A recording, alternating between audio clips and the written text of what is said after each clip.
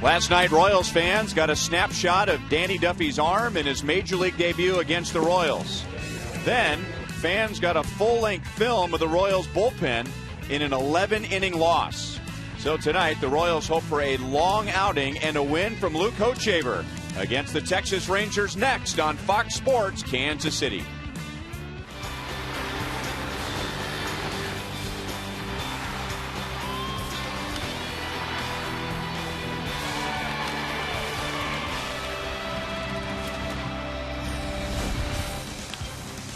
In his first home game as a number 3 hitter, Eric Hosmer put a charge into a 9th-inning fastball and into Kauffman Stadium, but in the end it wasn't enough, and the Royals have lost 5 in a row. Hi everyone, welcome back to Kauffman Stadium. I'm Ryan Lefevre with Royals Hall of Famer Frank White, and last night the Royals used everybody. They used all of their players on the bench. They used every relief pitcher in the bullpen, and the Royals bullpen has really been taxed during this homestand, so the Royals have made some roster moves. Well, they made roster moves because the way things have been going of late with the club, that bullpen has been really used a lot, and so in order to help that out, they made some roster moves today. That Jeremy Jeffries has gone down to Omaha to be a starter, and that get in a position where he can use all of his pitches. Gerard Dyson's been sent down. He's a guy that really needs to play every day so he can learn how to use his speed more and help the ball club. And here are the fresh arms from Omaha. Well, you said the right word, Ryan. You said fresh, and that's what the bullpen needs. And Greg Holland is coming up to that bullpen, and Robinson Tejeda is coming off the DL to help out the bullpen. Royals walked 13 last night, 7 from the bullpen. Joakim Soria in the 9th inning walked the leadoff man. He came around to score. And now Soria with 8 walks this year. That's half his total from last year. 5 have come around to score. We haven't seen that from Soria in a Royals uniform.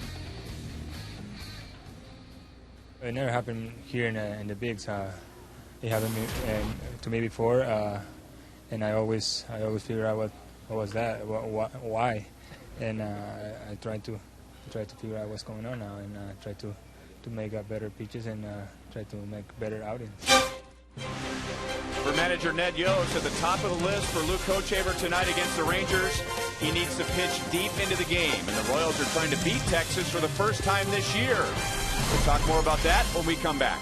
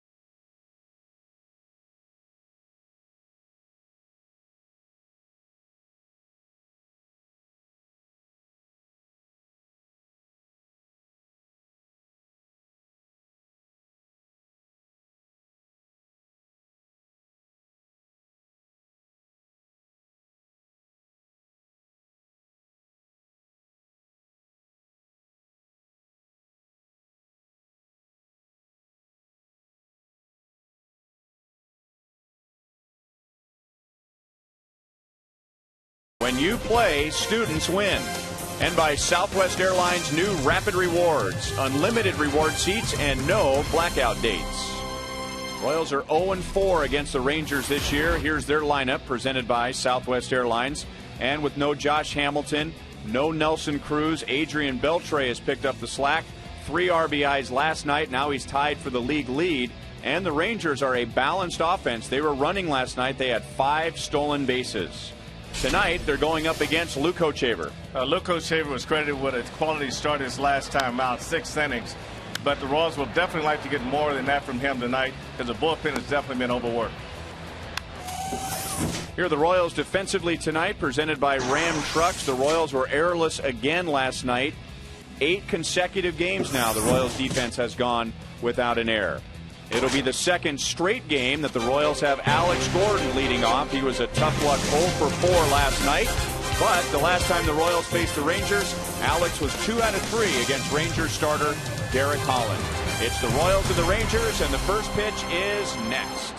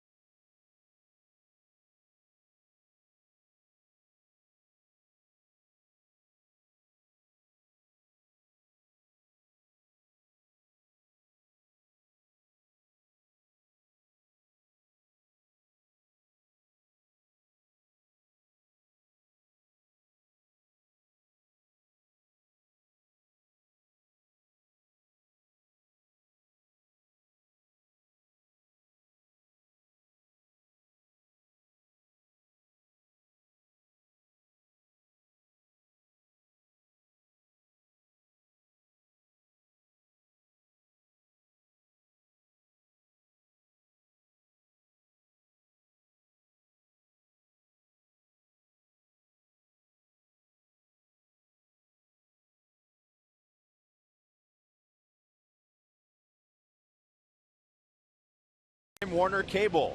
Get no fee HD with digital TV from Time Warner Cable. Let's go out to left field and check in with Joel Goldberg. Well, Ryan, this bullpen keeps on changing. Of course, we know that Joakim Soria likes to make the rookies go out there and sometimes get new haircuts. And Everett Tiefert had heard that, so he went out and got a faux hawk the other day. He showed at the park, and Soria said, "I told you to get a mohawk, not a faux hawk."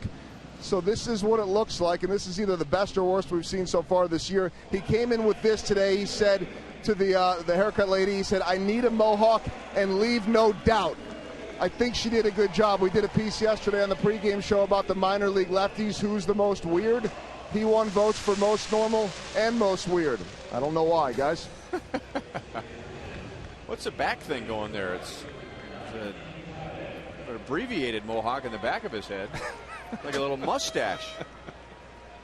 That's where his hat fits, I guess. I don't know.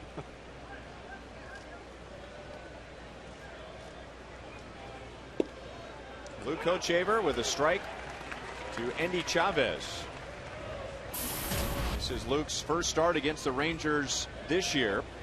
He has never lost to Texas. 3 starts, 2 wins, no losses.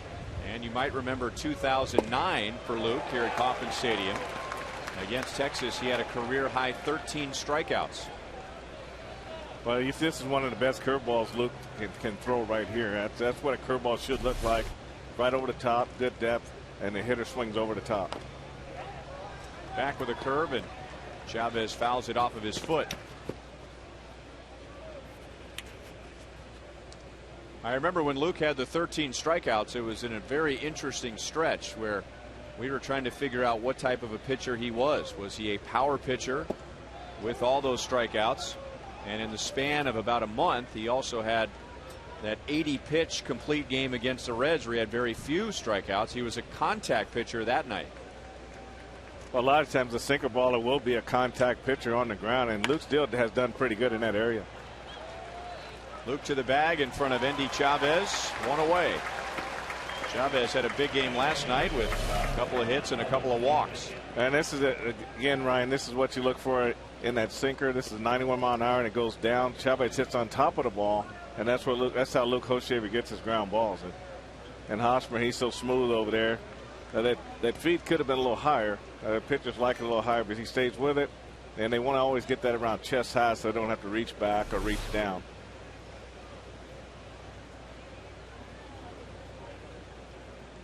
So a ground ball out to begin the game. And now Elvis Andrus, who was not in the starting lineup last night but had a pinch hit RBI single. Hochevar on Friday took a loss at Detroit. The Royals only scored 1 run in that game. 3 runs in 6 innings allowed by Luke. He pitched with men on base all game.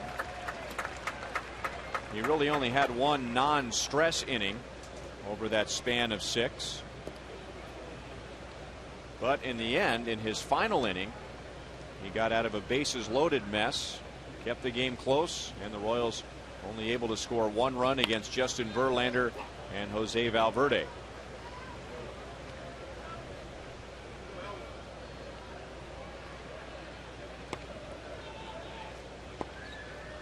Luke also made some changes too, Ryan. If there's a team that he think he can throw more fastballs against, and he'll do that. But if the more powerful the team is, the more he opts to go for his breaking balls and try to keep the hitters off balance. Great fastball over the outside.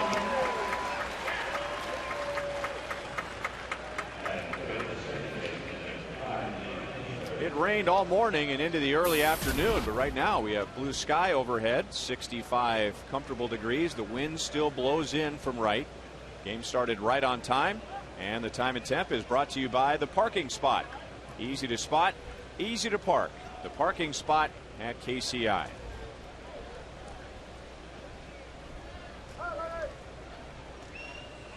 So 2 down to Ian Kinsler. Former MU Tiger last night, 0 for 3. He walked a couple of times, and of course that was a pretty constant theme with 13 walks given up by the Royals. He had a stolen base, and he scored a run. Rangers winning last night 5-4 in 11 innings.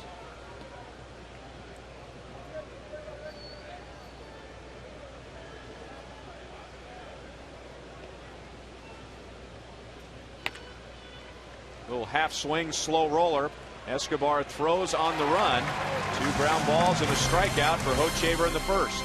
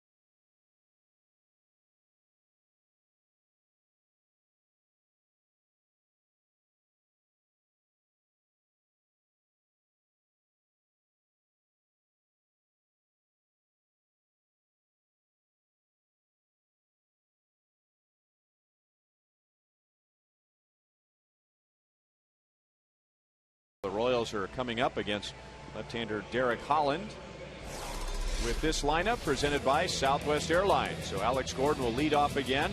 Eric Hosmer 1 out of 5 with that game-tying home run in the bottom of the 9th inning last night. So Jeff Francoeur will bat 4th again. Billy Butler 5th. Wilson Bettamy will hit 6th. Second time the Royals will face Derek Holland. He beat the Royals in Texas back on April the 22nd. Well, Ryan, Derek Holland, the one thing that they want to do with him is they want him to be more aggressive in 2 strikes and 2 out situations, and he can lose his confidence a little bit. The game can get away from him, so if they can get him to focus in those 2 areas, then they think that would help him out. Like a true leadoff hitter, Alex Gordon shows bunt. And if anything, he might draw in Adrian Beltre on the left side near the edge of the grass. Alex 0 for 4 last night with a walk, but he had 3 good swings. It was a bad luck 0 for 4. Could have easily been 3 out of 4. But now Alex 0 for his last 10 and batting at .277.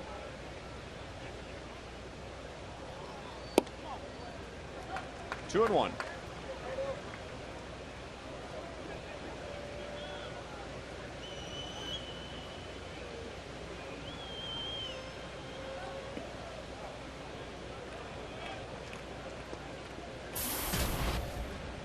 Derek Holland gave up 5 runs in 7 innings against the Royals. He got a lot of run support back in April. Texas won that game 11-6.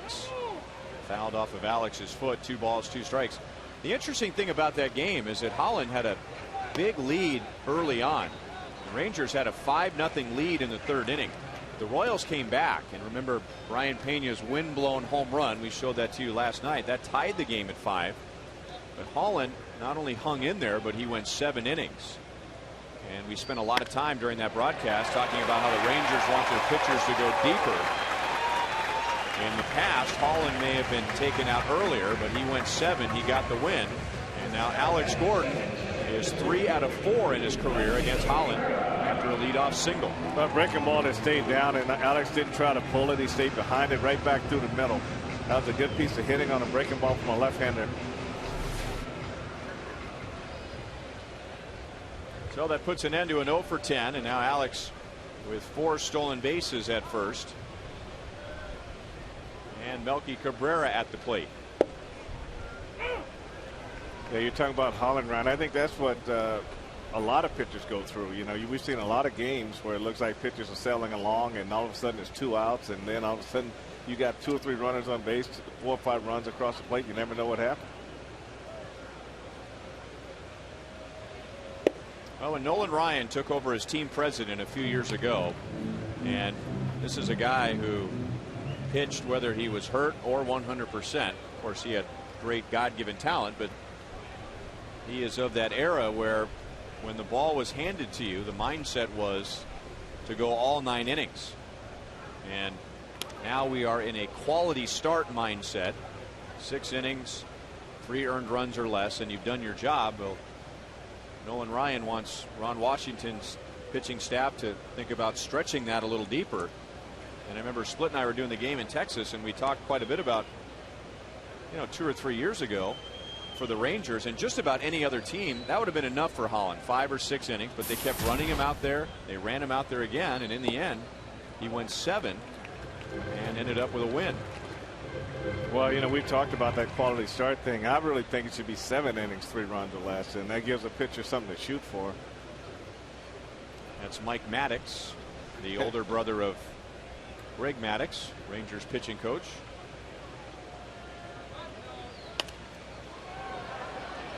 Yeah, Split always thought 9 innings should be it.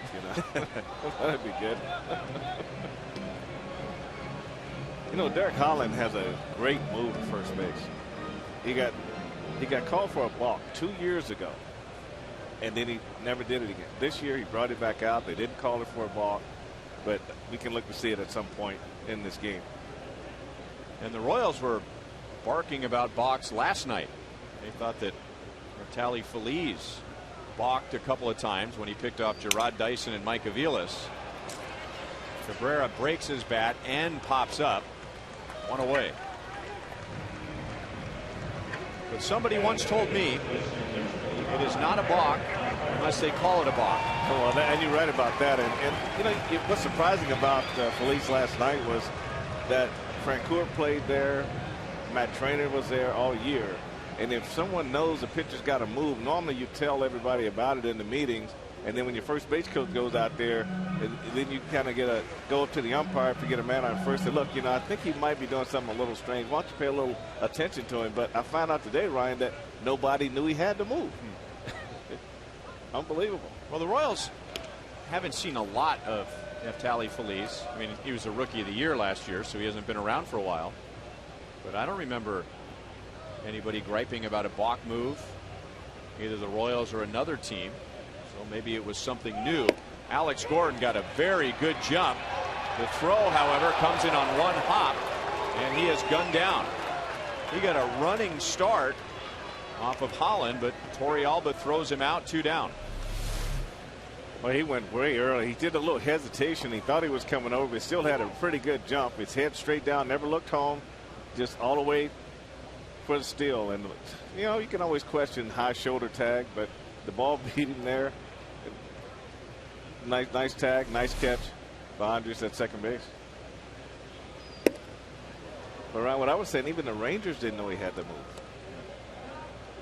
They, you know, he had the casual move over there, but they didn't know he had to. I talked to a lot of the people today. It was a surprise to everybody. He must have been practicing in a closet somewhere.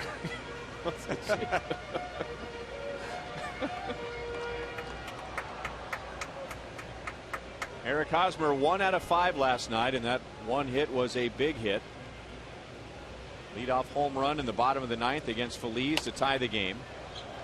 And then a bizarre finish to that inning. After the home run, Jeff Francoeur walked.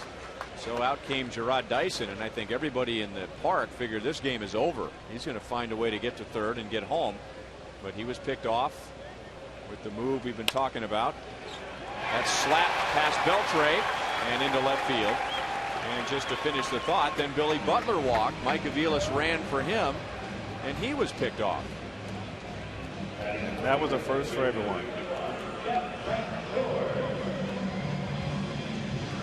You know, the Royals came out of spring training with a real aggressive attitude, and they were going to run, they were going to force the issue, but you know, they've been picked off 7 times this year, and that's most in the American League. So Hosmer singles with 2 strikes in the count. And now he's on for Jeff Francoeur. 0-1. Here's tonight's Sprint You Call It question. And the Royals have some hitters in long home run droughts. So whose will end tonight? Jeff Francoeur, Billy Butler, Wilson Betemit, Alcides Escobar.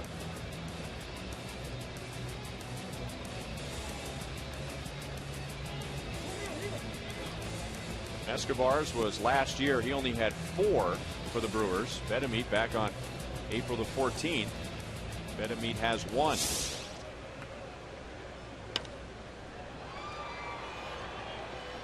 Up the right field line, and that will drop foul. And it is 0-2 on Francoeur. Francoeur started last year with the Mets, did not have a good year, and then was traded to the Rangers. And as you would expect, they loved having him with his personality in the clubhouse. He also did an excellent job on the field. He hit .340 for Texas, and it was a strong .340. Rangers saying that he had a lot of big hits in the final stretch as the Rangers won the West and advanced to the World Series for the first time. And when the Royals were in Texas last month, both Jeff Francoeur and Matt Trainer were presented with their American League championship rings.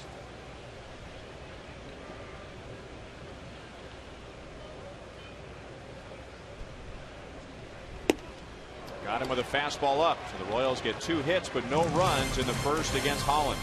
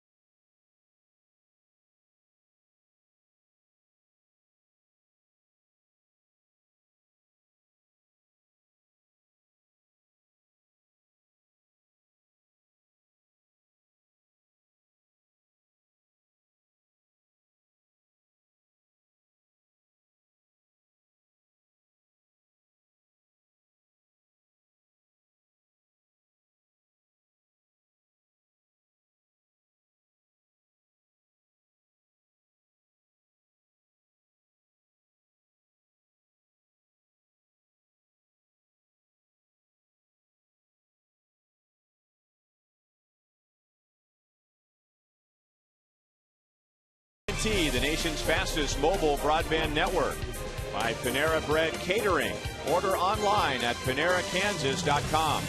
By Chevy, see your Kansas City area Chevy dealers. And by Steel. Are you ready for a steal?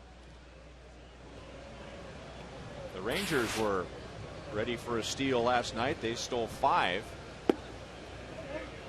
And now Texas is 3rd in the American League in stolen bases. Royals still lead the league with 48.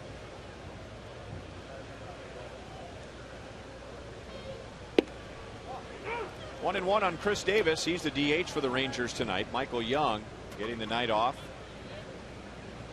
Davis appeared as a pinch hitter in the 11th inning. And Jeremy Jeffress walked 3, and then Adrian Beltre drove in 2.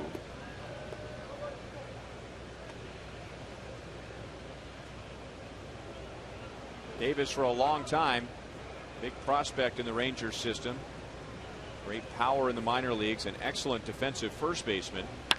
And that is blasted to deep right field.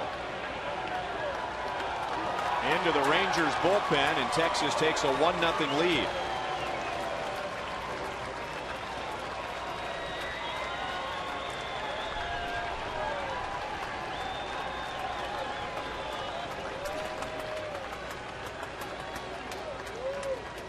Davis hits his 3rd. The Rangers have their 1st in this series.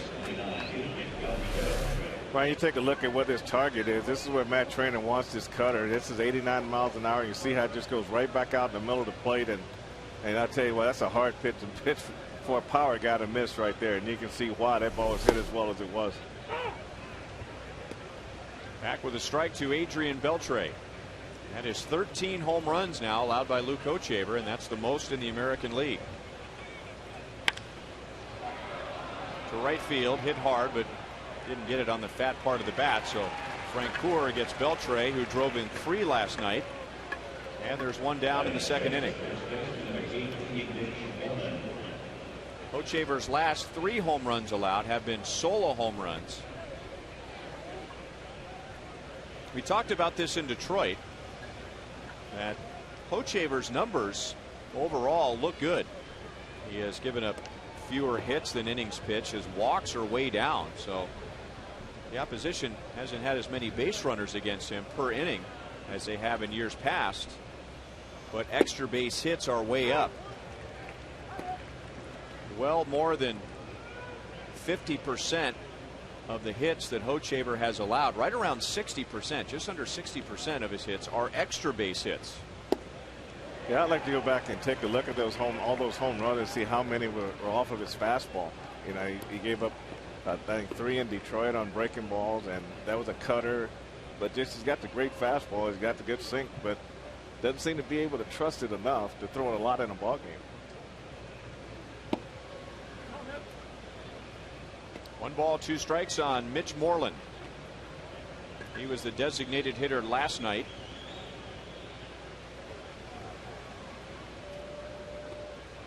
He was 1 for 4 with a couple of walks. And he goes down and gets a low pitch and golfs it to Francoeur, 2 down.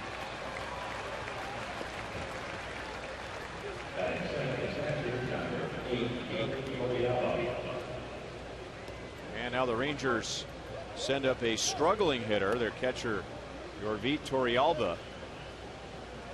Batting average at .216. He is 1 for his last 25.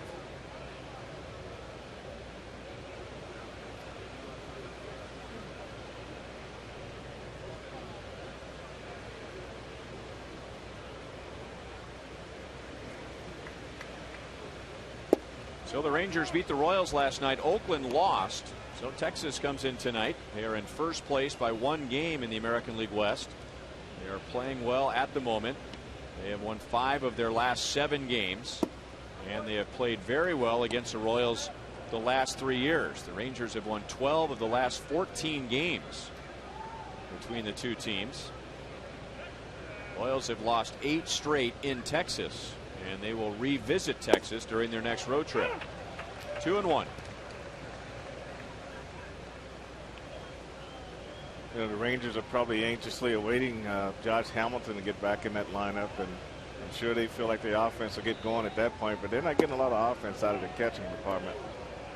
And even though they can hit the long ball at times, but still they don't have that consistent base hit throughout the lineup that they're used to seeing.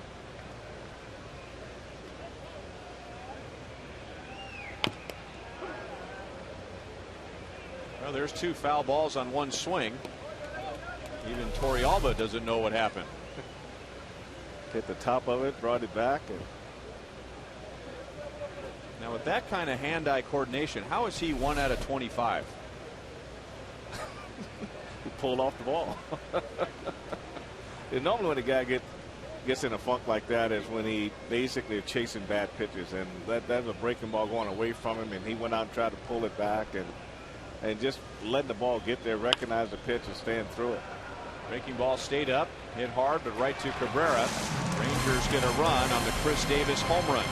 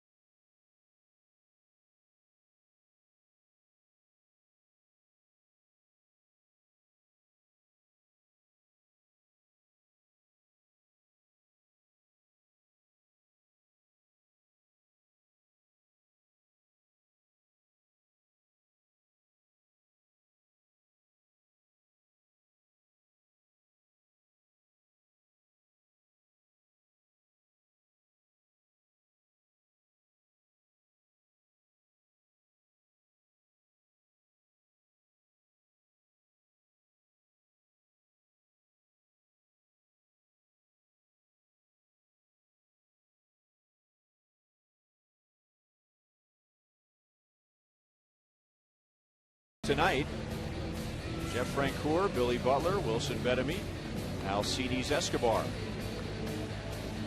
Text 432-432. Enter keyword Royals, a space, followed by A, B, C, or D.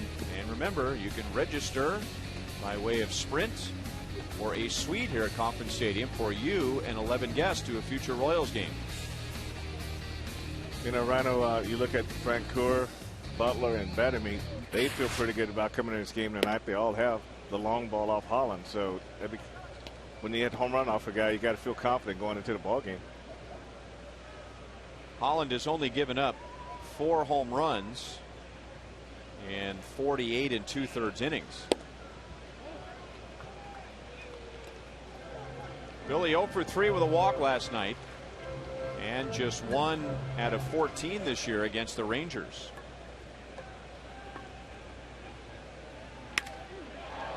It was up, but Billy pops it up.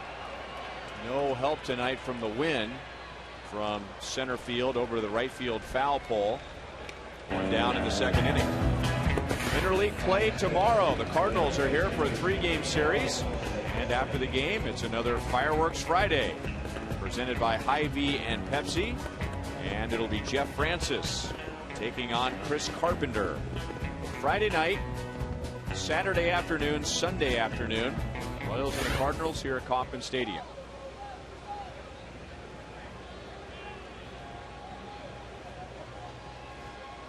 Wilson Bettamy, 2 hits, a walk, and 2 runs scored last night.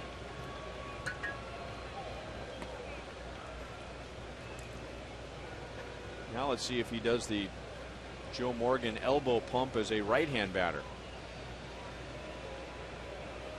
He does not. But he hits it right to Ian Kinsler, who is lined up perfectly against Betemit. 2 down.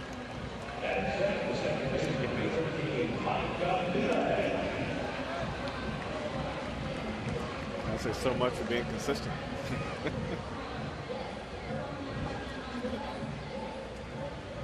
Now Mike Aviles, 0 for 1 last night, and now 0 for his last 9. So all of a sudden Aviles is at 233. And you might have seen him peek over towards third base, trying to see where Adrian Beltre is playing.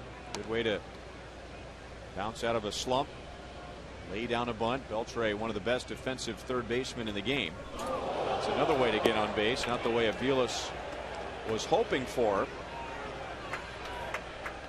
But he'll go down. Where did that get the bat? That got the bat.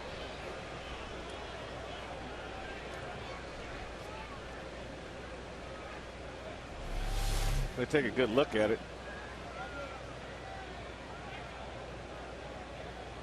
Now, as a hitter, that would really make you mad.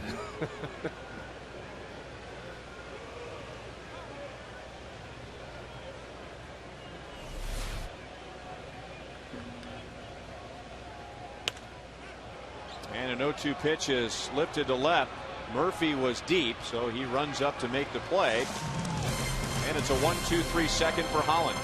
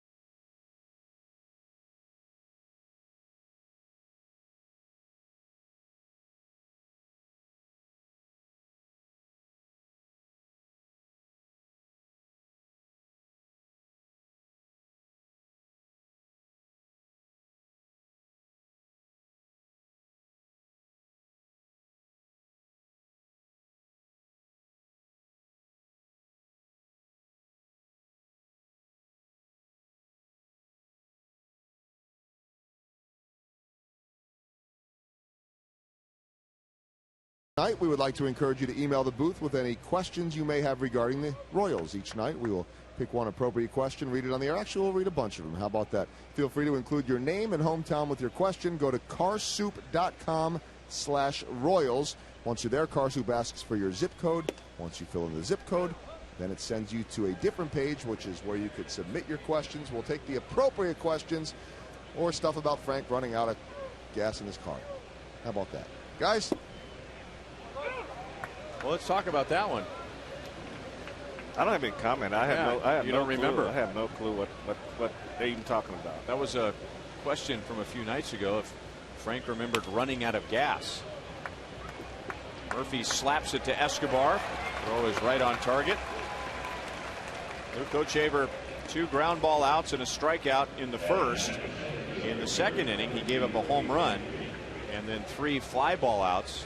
Tough time getting the ball down, but back on track against Murphy here in the third. And now Craig Gentry, a 143 batting average, but he played a big role last night. Walked twice, stole a couple of bases, scored twice, including a leadoff walk against Joakim Soria in the 9th inning. Coming home on the Elvis Andrus RBI single.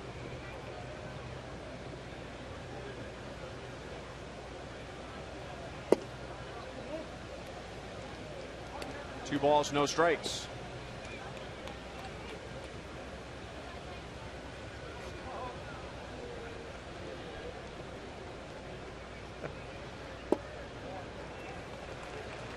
Two and one.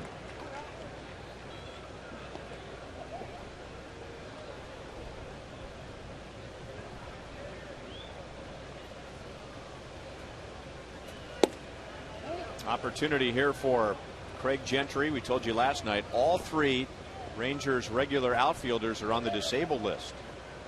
Josh Hamilton, Julio Bourbon, and Nelson Cruz. So Gentry getting a chance to play center field. And there's a walk.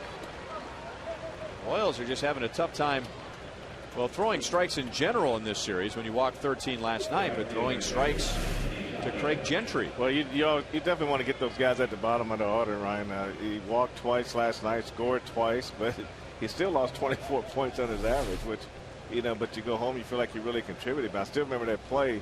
He ran down Billy Butler's drive in center field, too, so he's got good speed.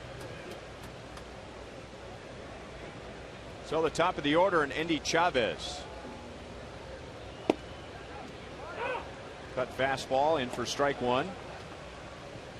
Endy grounded out to Hosmer in the first inning. 2 hits, 2 walks, a stolen base, a sac bunt, and 2 runs last night. A full night for Endy Chavez.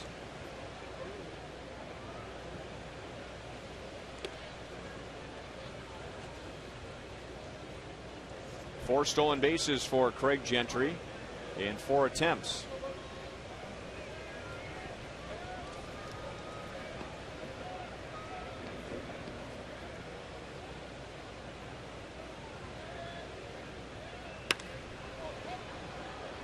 Into left field. And there's 2 down in the 3rd inning.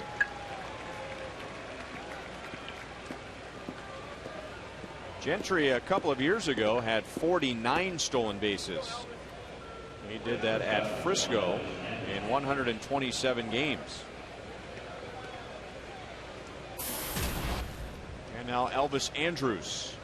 And Hochevar struck him out looking. Made a great pitch at the knees over the outside corner in the first inning, and that's Luke's only strikeout tonight.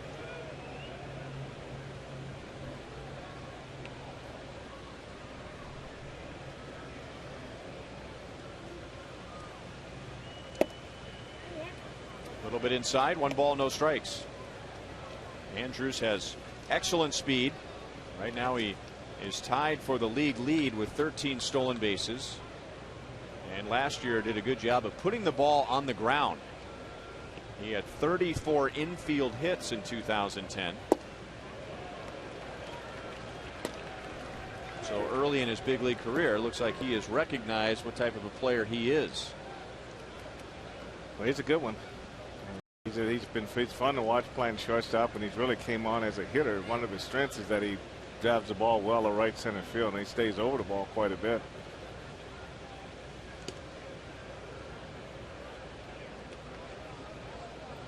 Yeah, Gentry runs good, and 1-1 counts are not usually good counts to run on because they're good pitch out counts. But it just depends on how the Rangers feel about him running on this count. That fades inside, 2 balls, 1 strike. And now if he's going to go, this is the time to go. Because he not only has a chance to get a good jump and go, what Luke would probably do something to try to speed it up a little bit, but with the 2-1 count, Elvis Andrus has an opportunity to help him by swinging the bat also. Not running. And it's down and away, and Hochevar lost his footing as he delivered that pitch.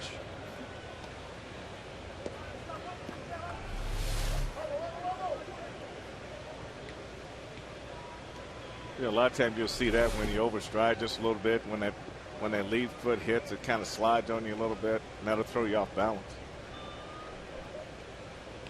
Now we'll see if Gentry takes off. He does not. And the 3-1 pitch is in for a strike, and now he will be going.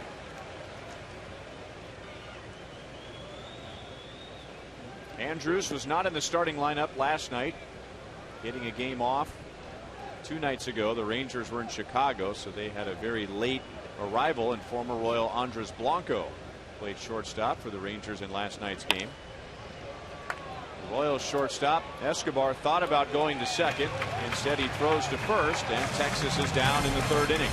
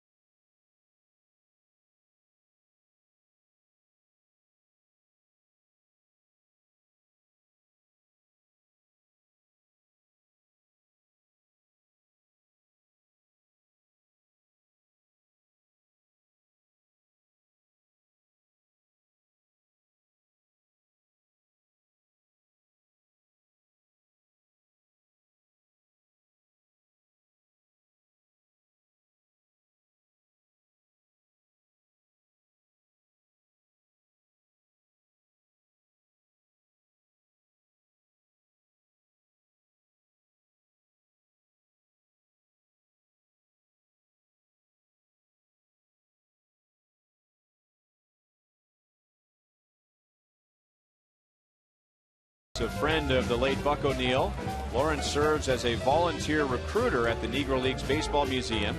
He has been active in the Urban League for decades and works to find the young and old decent housing and employment. Also committed to health care and education, Lawrence has served in the past on the Lee Summit Hospital Board and the Lee Summit School District.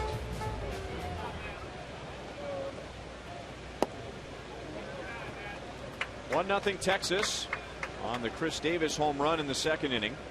Matt Trainer, Alcides Escobar, and in the top of the order Alex Gordon coming up against Derek Holland. 2 hits for the Royals in the first inning. Holland has now retired the last 4. 1-1 on Trainer, 0 for 2 with a walk and a run scored last night.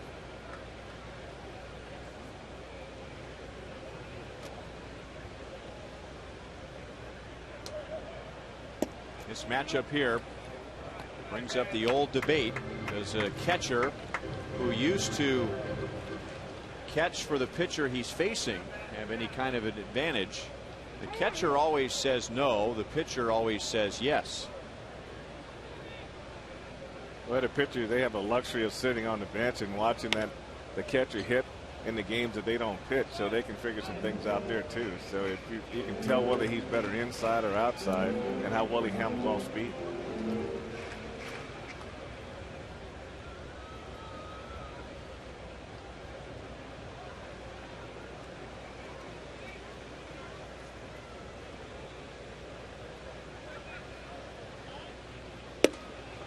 Got him with a fastball up and in. 2 strikeouts tonight for Derek Holland.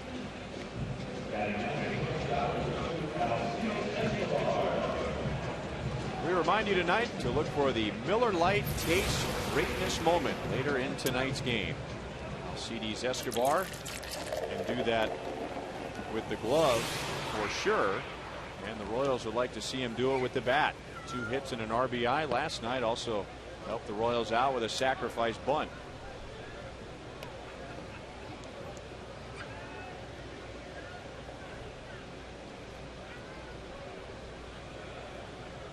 Escobar struck out twice against Holland last month in Texas. 2 balls, no strikes. That was a rare game last night where you talk about the sacrifice bunts. You know, there were 5 sacrifice bunts last night that were successful. 3 by the Rangers and 2 by the Royals. So everybody played the game the right way. It's just that when it came time to get the runners across, the Texans did a better job than the Royals last night. Into a crosswind. Gentry runs it down. So a good swing for Escobar, but out. And there are 2 away in the 3rd inning. Talked about this a little bit last night. Escobar had only 4 home runs for the Brewers last year. And last inning we were describing Elvis Andrus and how he has really figured out what his strength is. 34 infield hits last year. And right now Escobar's strength would be his legs, not necessarily his muscle. So it'd be nice to see him be among the league leaders in infield hits. Well, you're right there. This swing's a little bit longer. Andrus is just a little bit more compact. He understands his swing a lot better. Where Escobar is still a little more of a wild swinger because he will chase the ball down off the plate, especially with 2 strikes. So yeah, I think he needs to find out exactly what kind of hitter he wants to be. He hit those 5 home runs in spring training, and that might not have been the best thing for him to do.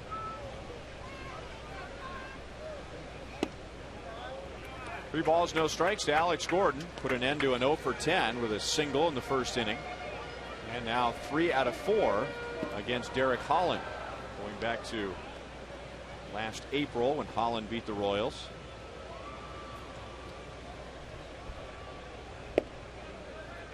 Three and 1.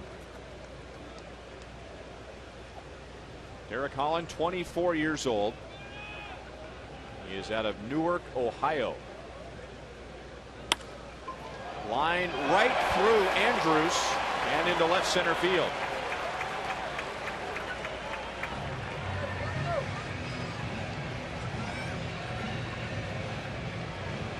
I think he's still trying to figure out how this ball's really hit hard. I mean, he goes over and reaches down and the ball just goes right through his legs. Oh my goodness, he can.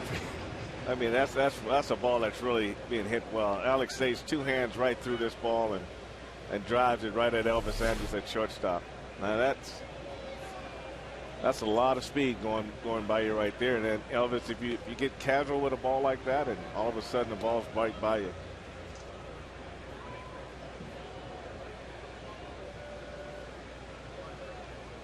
It will be an error on Andrus. And now Melky. It's a high pop foul. And out of play.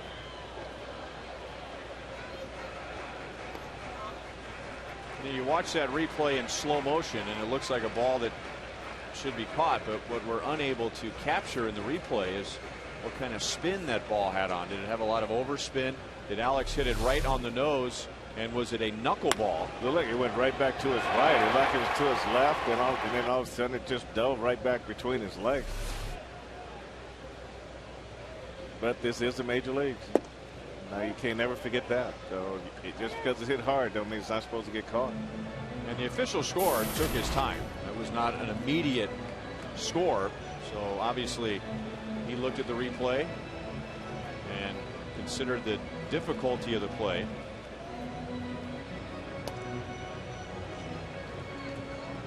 Rangers have not had a good year on defense. That is their 37th error.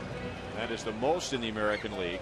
They got off to a terrible start on defense as a team with 32 errors in their first 35 games. They played an errorless game last night, beating the Royals 5-4.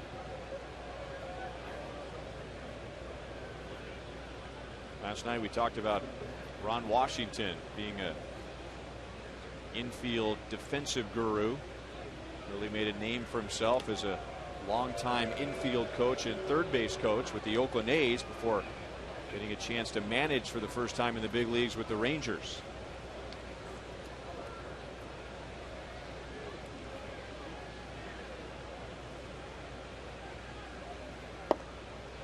Two balls, one strike. Both Nolan Ryan on the mound and Ron Washington on defense and offense have brought a lot of balance to the Rangers. For years they couldn't pitch, they couldn't play defense, they hit home runs. That's about all they did on offense, but now a much more balanced team, a balance of power and speed. Their defense has improved, their pitching has improved incredibly over the last 3 years. You know, when Ron first got there, they had a lot of the same players for a few years, and it took him almost 2 years before the team finally understood the defensive part of it. Melky lines a base hit to left field. So with 2 outs and nobody on, the Royals get some help with an error and now a base hit.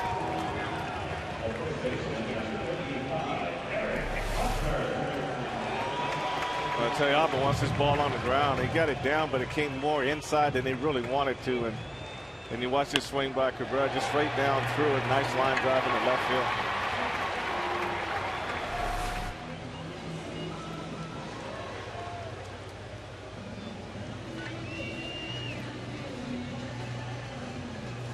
Back in 2008, the Texas Rangers had the second worst earned run average in all of Major League Baseball. It was 5.37. That's as a team. And then the challenge from Nolan Ryan, Mike Maddox joining the club as pitching coach, and they shaved that ERA almost a full point, 5.37 to 4.38. So a big jump, and an even bigger jump last year. That helped get them to the World Series for the first time. They won 90 games with a 3.93 ERA. So over the course of 3 years, 5.37 to 3.93. Well, that's pretty good. And what Nolan tried to do is get him to really think about an inning more. If you're a 5-inning guy, think about going 6. If you're 6 innings, think about going 7. And what Ron Washington does as the manager, he says, okay, this is all well and good, but you will determine how long you keep the ball by how well you pitch. And if you act like you want the ball, then they'll pitch you longer. But if you act like you don't want the ball, then they'll take it from you. But it's really just putting a lot more accountability on the pitching staff to be more accountable to getting through the game and minimizing your pitches. Eric Hosmer with 2 strikes on him in the first inning, single to left. He was going for more than a single there. 1 ball, 2 strikes. Well, that was a really nice at bat too. I mean, he opened up a little early, but he kept his hands back. The pitch was going away from him, and he slapped it to left field. So if you keep your hands back, you can still put together a pretty good swing in terms of bat speed, and the ball can still go off your bat head pretty good.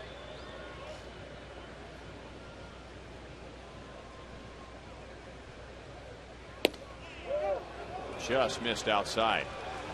If it did, 2-2. And it did just miss outside. Holland definitely trying to stay away from Eric Hosmer.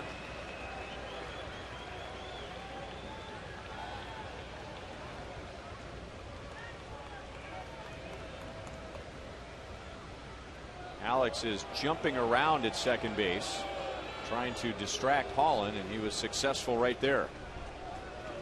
Well, it can also hurt your hitter by jumping around too, because they want to focus on. He's only got 1 strike left. He wants to focus on the pitcher. He doesn't want to see that guy at second base jumping around. Off speed, Hosmer way out in front, and the Royals lead 2 in the 3rd inning.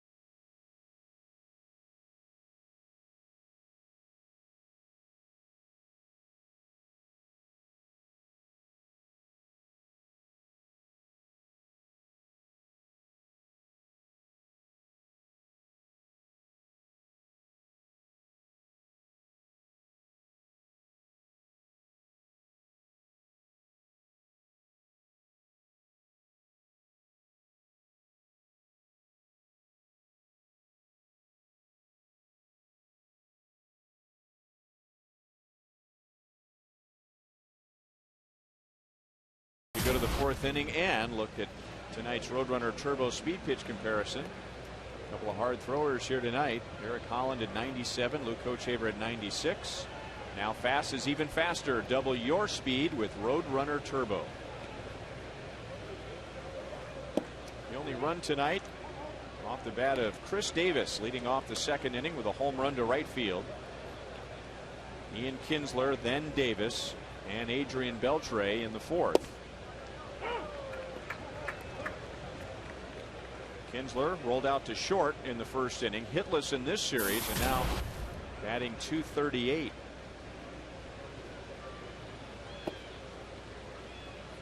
Changeup is down and away.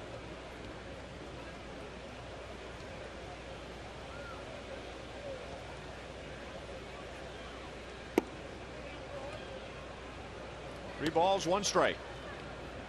Kinsler has had as many as 31 home runs. That was 2009. 3-2. He has spent quite a bit of time leading off for the Rangers. And the same year that he hit 31 home runs, he had 31 stolen bases. Again on the ground, this time deep short. Escobar, strong throw and a great pick by Hosmer.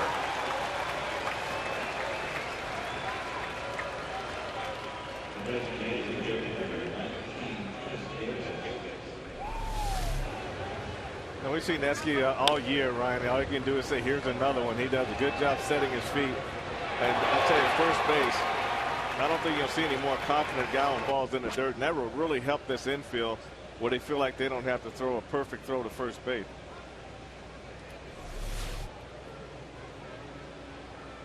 So good plays on both ends.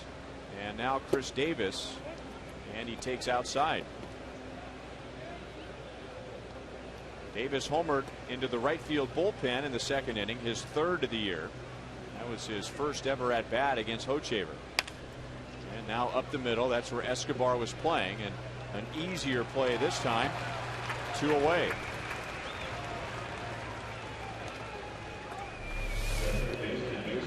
They see Esky does a good job planting that right foot. Now watch how confident Eric Hosmer is, Ryan. He picks it out of the dirt, takes it back through his legs, right to the bare hand.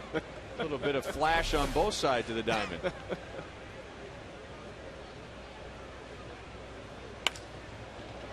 Line to right, slicing away from Francoeur.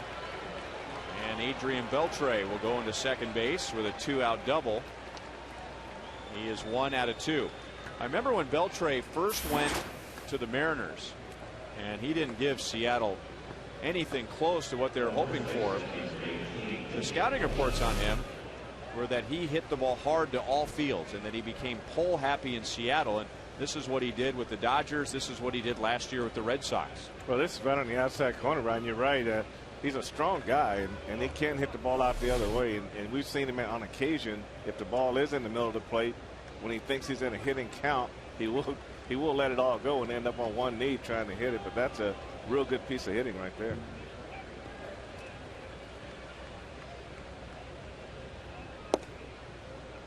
Slow curveball in for a strike. Mitch Moreland flied out to right field in the second inning.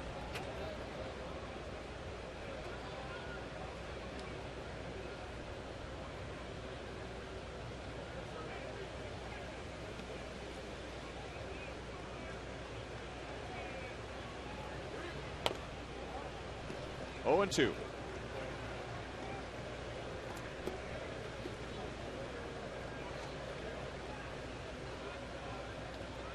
Luke Hochevar trying to help the Royals stop a 5-game losing streak tonight. Their season high is 6 in a row, and the Rangers launched them into that back in April. Jammed him. Shallow left center. Escobar wants it. He's got it. So good play, 2 good plays by the Royals shortstop in the fourth inning.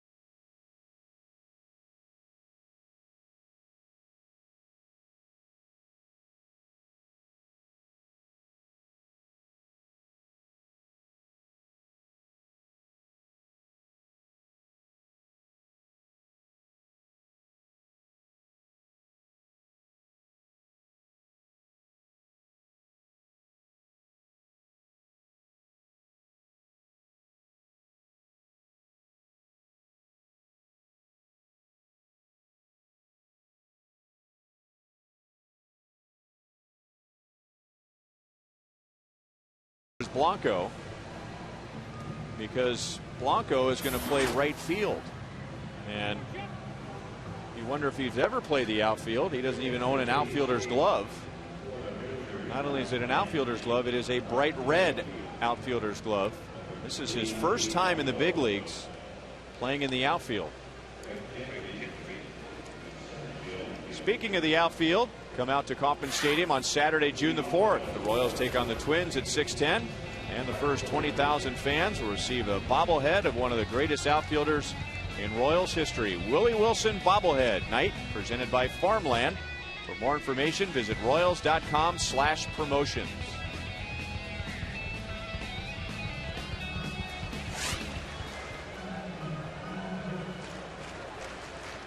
So not only does Blanco make his debut in the outfield, but now he has to cover the right field pasture here at Kauffman Stadium. Normally responsible for a small area on the left side of the infield and maybe in shallow left field and left center. Well, the one thing he'll probably be able to do, being a middle infielder, he shouldn't have any problem knowing where to throw the ball once he gets it. But first time in a bright red glove. And so you ask, why is Andres Blanco going into the outfield? Well, they have three, the Rangers do, they have three outfielders on the disabled list.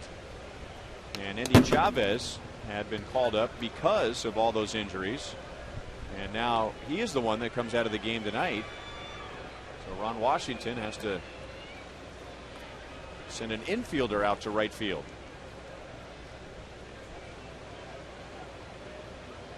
Jeff Francoeur struck out first time up on a pitch similar to that one. This time he doesn't go for it. 3 balls, 2 strikes. Holland has 3 strikeouts, no walks. Royals have 3 hits. They also have a runner by way of an error. Over the inside, and Francoeur tried to con the home plate umpire by making a move towards first. He strikes out, and now 4 for Holland. Tonight's You Call It question presented by Sprint. Which home run drought will end tonight? And 37% think that Jeff Francoeur will add his 19th home run of the year tonight. He is 0 for 2 so far.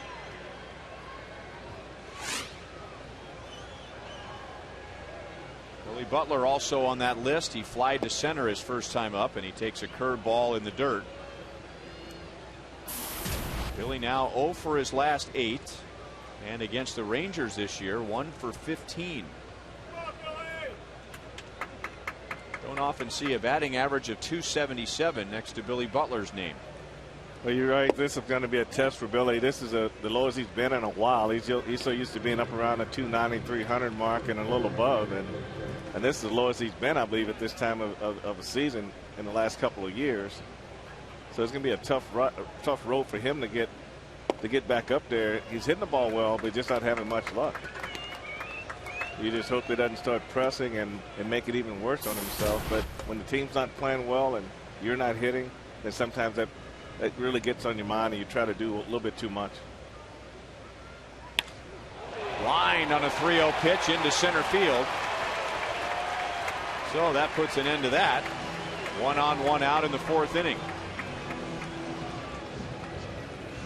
Well, the big difference there, he said, I'm not going to get any air into this ball. I'm going to hit line drives right back through the middle. And this is just what we're accustomed to seeing Billy Butler do right here.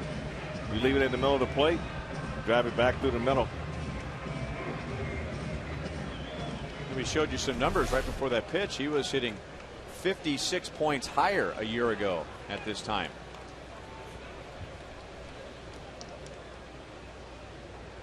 Now Wilson Betemit, he grounded out hard to second baseman Kinsler his first time up. That ball's hit pretty good, but it's hit right to Gentry. So Betemit experiencing what Billy has all week, hitting it right on the nose, but there is somebody standing right there waiting for it.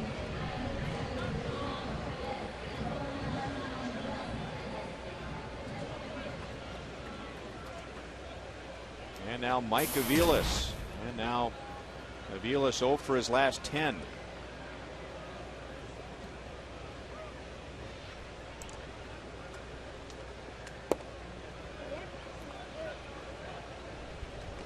brought Beltre into the grass, but he quickly moves back to his normal depth and alignment.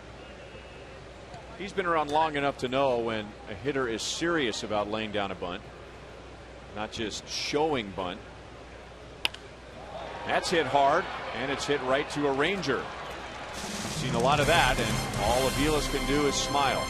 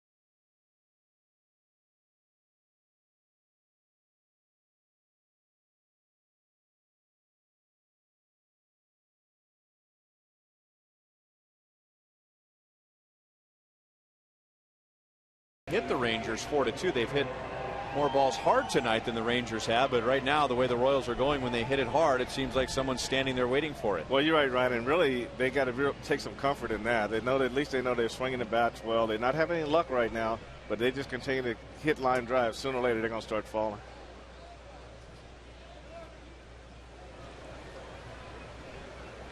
Everybody knows that. The game has a way of evening itself out, but when you're going through it, it seems like a myth that things will even itself out, or if you keep hitting the ball hard, eventually the ball will find holes. Well, the one thing you can take from that is that at least if you're squaring it up, you might be hitting it right at someone, but at least you know your swing is there, and you just have to hold it there until things start getting better. So when you hit a line drive right at someone, then you try to hit it through the guy on the next swing, and that's when next at bat, and then that's when you start getting yourself in trouble. Yorvit Torrealba line to center his first time up. He is 1 for his last 26. 2 balls and 1 strike against Luke Hochevar. Texas with 2 hits. One of those hits was a home run. Chris Davis in the second inning. Texas with just 3 base runners so far in the first 4. 3-1. And Hochevar does not want to let Torrealba get away. Guy's hitting .214 and 1 for his last 26. You need him to swing the bat. Leadoff walk. The 2 hitters that Hochevar has walked tonight had batting averages of .143 and .214. Yeah, those guys, you don't even have to be real fine with those guys. You just got to let them put the ball in play, and you just have to go right after them because they're hitting .214 for a reason. And so when you try to pitch those guys on the 7, 8, and 9 like you do your 3, 4, and 5, then that's when you pitch yourself into trouble. Line in and out of Bedemeat's glove. Throw to second in time for a force.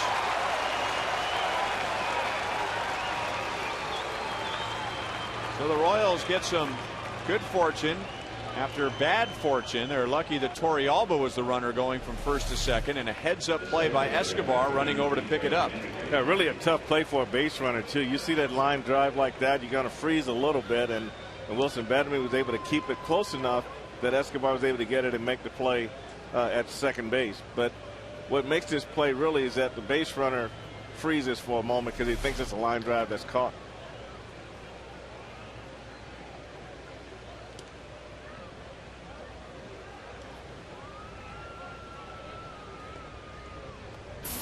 And now Gentry. 0 for 3 in the series, but 3 walks.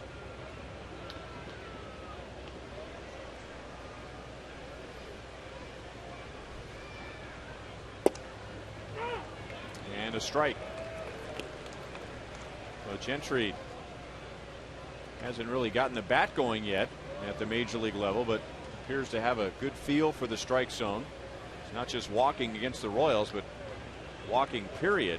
His average is 143, but his on base percentage is 308. We're talking about better than 160 points higher than his average. So if he gets his bat squared away, then the Rangers feel like they really have something with his speed.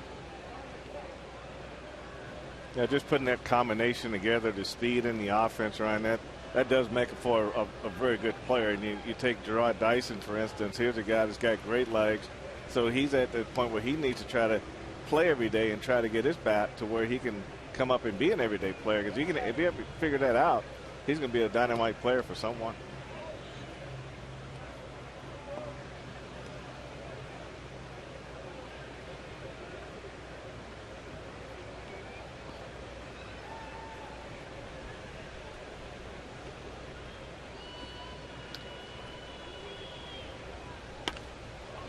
Up the middle, and that's into center field.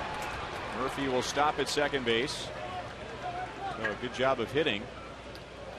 Gentry down, no balls, 2 strikes, avoiding the strikeout, just putting the ball in play, and the Rangers have 2 on for the top of the order. I think he hit it right on the head. This is a breaking ball that backed right up into the bat, and a lot of times when you get guys who aren't strong hitters, they go real soft on 2 strikes, and you slow the ball down, you actually give them an opportunity to put the ball in play.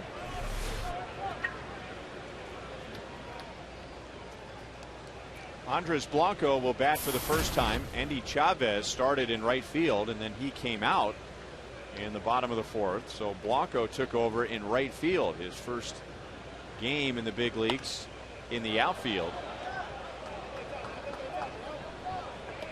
Blanco played at shortstop last night as the starter, giving Elvis Andrus part of the night off. Andrus ended up coming on late, and Blanco was 2 for 4.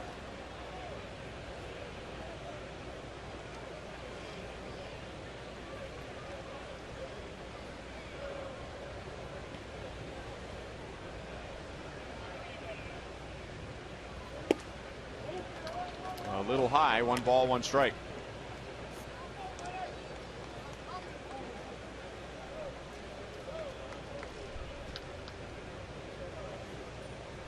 Better than half of Hochevar's outs tonight have been on the ground.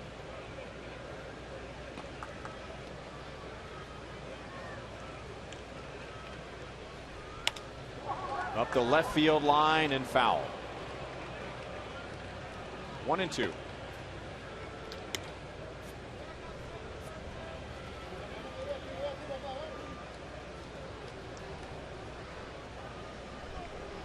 Venezuela is well represented tonight with shortstops.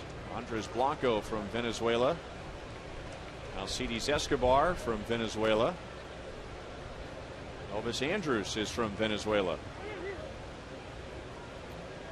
And the shortstops from Venezuela, they go way back. You know, you go all the way back to Chico Carrasquel and Luis Aparicio, Dave Concepcion. They just get odds again. They just keep right on going. Omar Vizquel.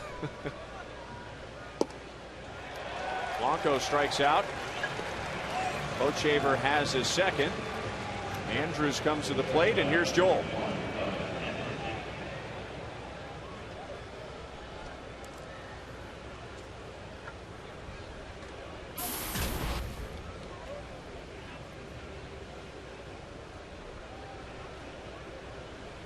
And Escobar went against each other in basically a national game. They were representing their states, and that's the first time maybe they met each other. But Andrews' memory of the two was the first time they played as teammates together. Now, they haven't played as teammates in winter ball because you don't really need two great shortstops on your team. But they were teammates in the Futures game in 2007, and Andrews was the shortstop, and the older Alcides Escobar was the third baseman. How about that for a left side of the infield? But Andrews says he keeps tabs all the time on Escobar, loves watching him make great plays, as long, of course, as it's not against him. Aren't many holes on the left side of the infield with that combination. Third base and shortstop from those two guys just go the other way. That's like having three guys on the left side. Hey, interesting, Andrew said that Escobar has the two things that you absolutely need for a shortstop: range and a cannon. And I said, yep, we've seen that a lot. Andrews thought about it. 1 ball, 2 strikes. Made a good play tonight, Escobar has, on Ian Kinsler's ground ball in the 4th inning. A rare misplay for him last night. Royals facing the bases loaded, 1 out. Adrian Beltre at the plate. Ground ball to Escobar, a chance for a double play, but had difficulty getting the ball out of his glove. The Royals got 1 out, and the Rangers got 1 run.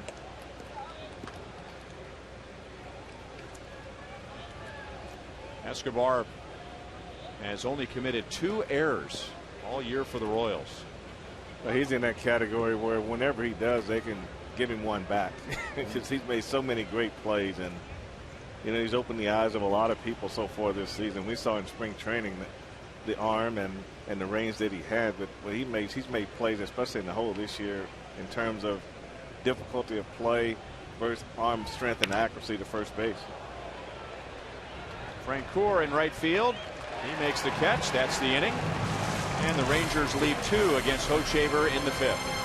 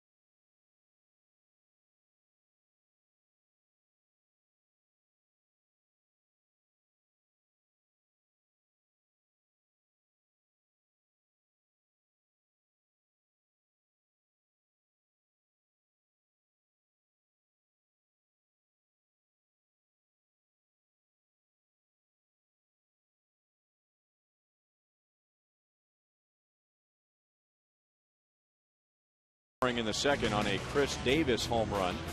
Our AT&T trivia question: who hit the most home runs for the Royals in his first full season with the team?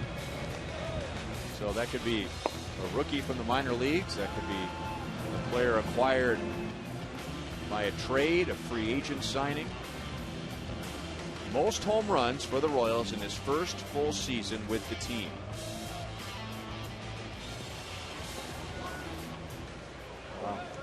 I thought of Dean Palmer. I thought of Danny Tartable. But Dean Palmer, that's a good name.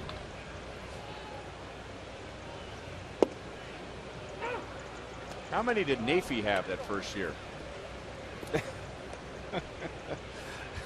Big 0.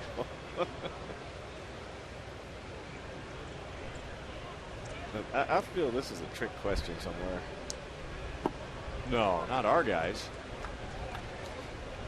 Of course, start with in the house.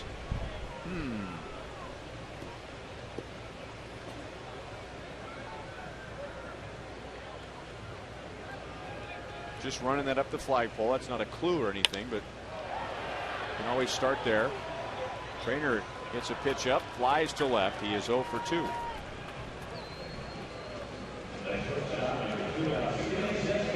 Coming up on Sunday, that's the final game of the Cardinals series. It's another family fun day Sunday. That's a 1:10 game. There will be live entertainment, face painters, a balloon artist, and much more in the outfield experience before the game. Gates open at 11:30.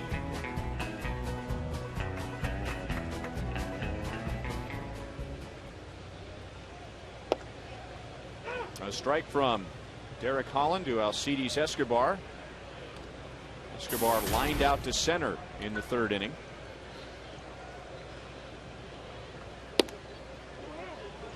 Outside, 1 ball, 1 strike. 95 miles an hour with that fastball.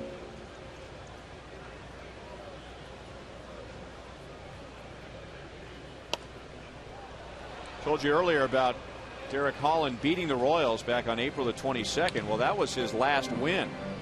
That is 5 starts ago. 3 wins, 1 loss, an ERA just under 5 coming into tonight's game, but so far 4 1/3 scoreless innings. Still 1-2 on Escobar. Rangers were hoping for a big year from Derek Holland, his 3rd full season in the big leagues, and everybody in the rotation had to move up a notch. The Rangers getting a lot of help last year from Cliff Lee after the trade with Seattle, so he was clearly their ace. The Rangers were rumored to be one of the teams that was interested in Zach Greinke, hoping that he could take over as the ace in their rotation. Fair ball, Beltre from his knees, and a stretch by Davis, but he came off the bag. Ron Washington doesn't think so. We'll see if the umpires get together on this one. Home plate umpire Mike Muslinski was going up the line, and he also had a look at it. Well, Beltre did a good job diving in foul territory to make this play. Didn't have time to get to his feet, so he did the best job he could getting it over there. And I'll tell you what, that's a nice play right there by Davis at first base. So he looked like he's clearly off the bag when that ball goes into his glove, but a nice adjustment on him. You think so? Clearly off the bag? I thought so. When the ball went into his glove, I thought it was. Take a look there. That's going to be hard to tell from that angle. There was a good 2 replays ago. There was a pretty good look at it. There we go. Well, of course, Escobar's left foot is in the way, but I don't know. That's, of course, always much closer, much easier in slow motion. But as Frank said, he was clearly off the bag, so we'll go with that. And first base umpire Mark Wegner felt like he was clearly off the bag. Well, 2 very athletic plays on both ends, both by Beltre and Marlin both. So an infield single, 1 on 1 out. Alex Gordon is singled, and he has reached on an error. I've heard you describe too, Frank, with some first basemen that they make the decision too soon with what they're going to do with their feet before they adjust to the throw, and that play right there is the exact opposite. A guy who was ready to switch his feet and stretch into foul territory rather than into fair territory to receive the throw. Well, you're right. If Marlin had stretched too soon before that ball was thrown, then if he tried to make that adjustment, he would end it right in the baseline with the base runner. And Escobar, there would have been some sort of a collision at first, but he was able to make that adjustment to the back of the bag. And you see a lot of good first basemen, they'll back off the back of the bag and take that high throw. I've never been a fan of that because you never know which way the runner is running, but you see it a lot. And that was just a great athletic move by Moreland at first base. I said Davis. Moreland over at first base.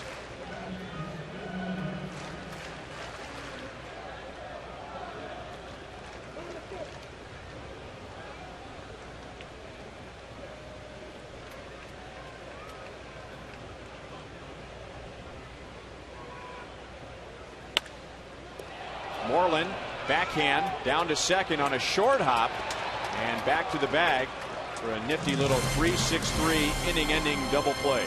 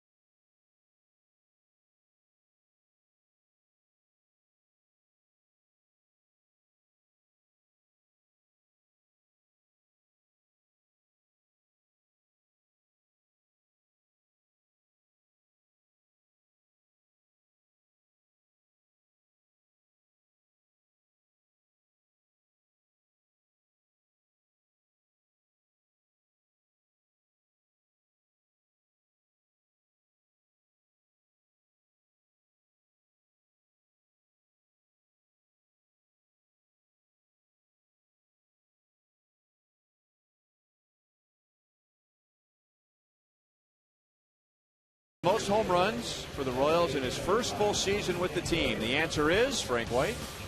Danny Cardinal. With the Mariners in '86. How many home runs was that? 34 home runs, so 2 shy of the team record. 1 pitch, 1 out. Ian Kinsler is 0 for 3. And Luke Hochevar has given up 1 run, 3 hits, but he is down 1-0. Tonight's copyrighted telecast is presented by authority of the Kansas City Royals and may not be reproduced or retransmitted in any form. And the accounts and descriptions of this game may not be disseminated without the express written consent of the Kansas City Royals Baseball Corporation. Ryan Lefevre with Frank White, Joel Goldberg, producer Kevin Shank, director Steve Kurtenbach, associate producers Al Broughton, Sam Abramson, and the producer of Royals Live is T.J. McGinnis. As Chris Davis, who homered in the second inning, that's the game's only run. He has his second hit tonight.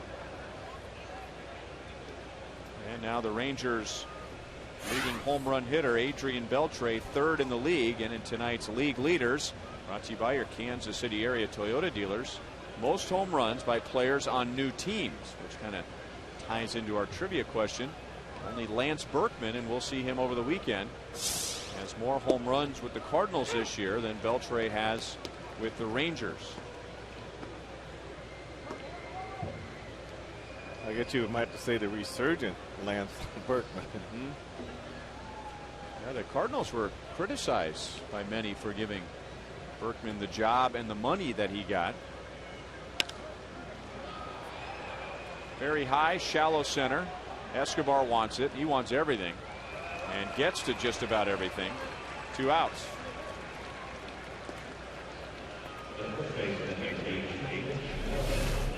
Well, this pitch here right in. This pitch runs right in on Beltre. He gets a good swing at this pitch. It's right in his wheelhouse, right where good power hitters like the ball. But he swung straight up in the air, got under it, and skied the ball to the shortstop.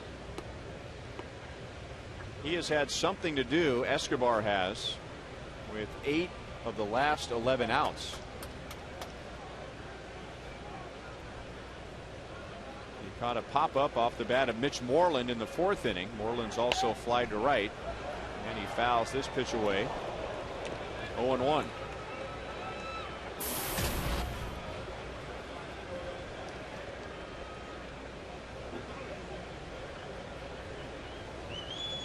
Two of the best defensive shortstops in the league are in this series. I've been telling you about Elvis Andrus and Alcides Escobar. And I'm just thinking very quickly, going up and down the American League, you might want to throw Alexi Ramirez in there with the White Sox. Chris Getz has played with both Alexi Ramirez and Alcides Escobar, and Chris was saying the other day, one thing that stands out more about Escobar, he is more aggressive. Both of them are very good fielders, but Ramirez kind of lets the game come to him, where Escobar attacks the game. And you want to play with an aggressive shortstop. I mean, those guys really can help you out a ton, especially those double plays and that trust factor between the second baseman and the shortstop. You know where he's going to be every time, and you just got to try to turn that tough double play, and that's where the difference is made a lot of times. In the air to center field. The wind grabs it, so Cabrera comes in, and that's the inning. Hochevar has given up 1 run in 6 innings.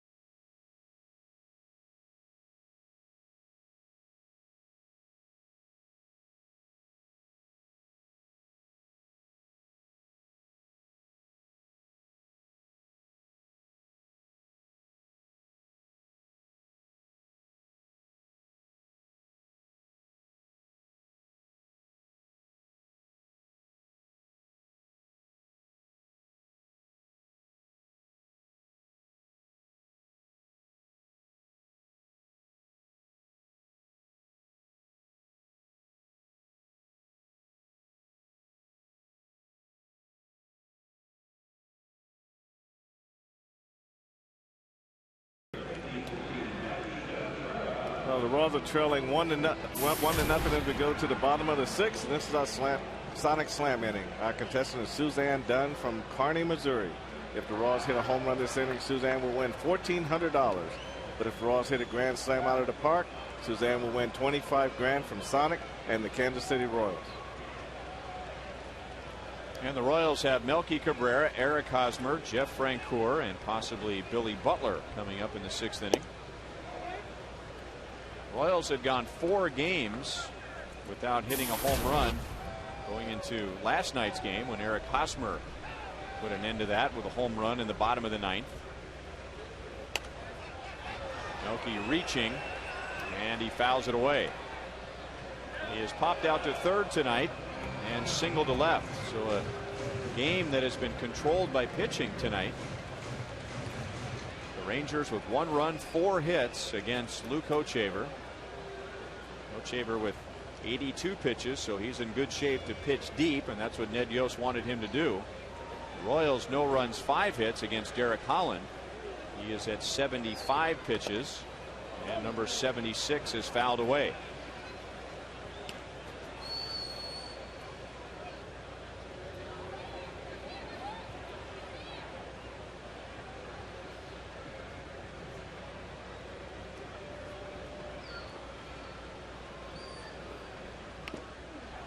Still 1-2.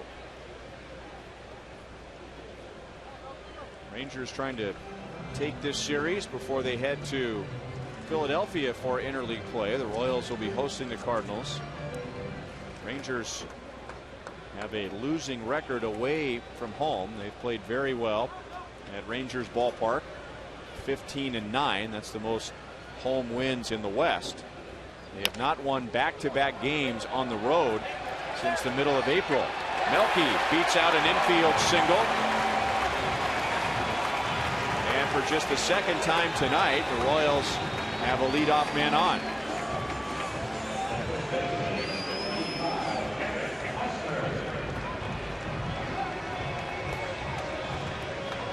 Well, this is one of those balls here where you hit it right, you know, right away you got a chance. So it just puts your head down and go.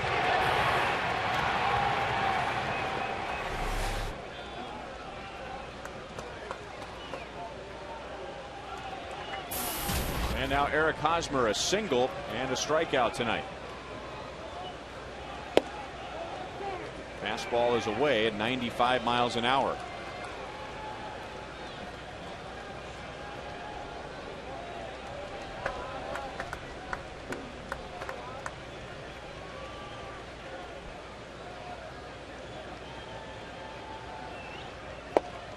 Royals are looking for that big breakout inning to get the offense going.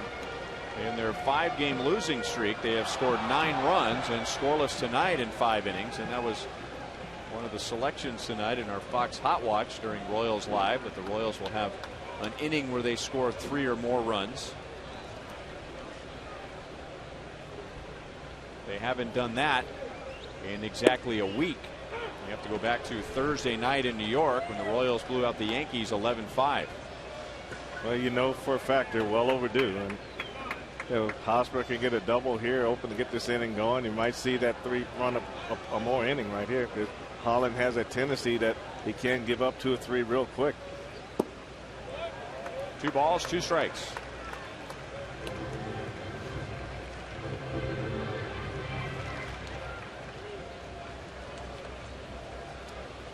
Holland is going for his 4th win of the year. That would be more wins than he had all of last year.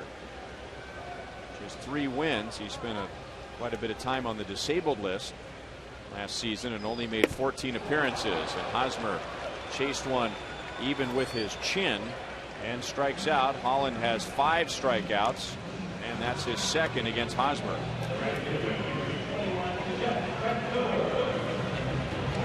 Coming up on the next homestand, you can spend Memorial Day here at Kauffman Stadium. That's Monday, May the 30th. The Royals have a 3:10 game with the Angels, and you can purchase $5 Hy-Vee level tickets for that game.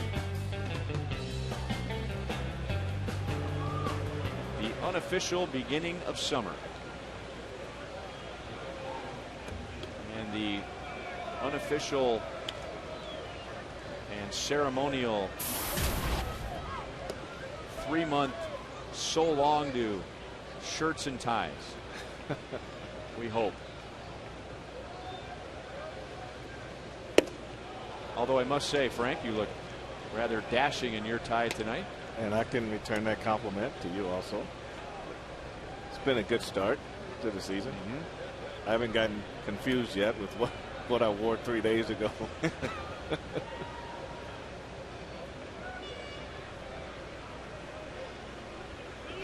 Melky started to go and stopped, and it's fouled away.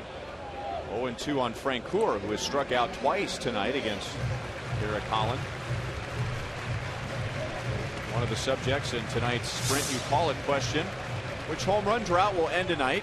35% think / hope it'll be Jeff Francoeur. And a long one right here would put the Royals in front. Holland has only given up 4 all year. And now we're talking about 53 innings.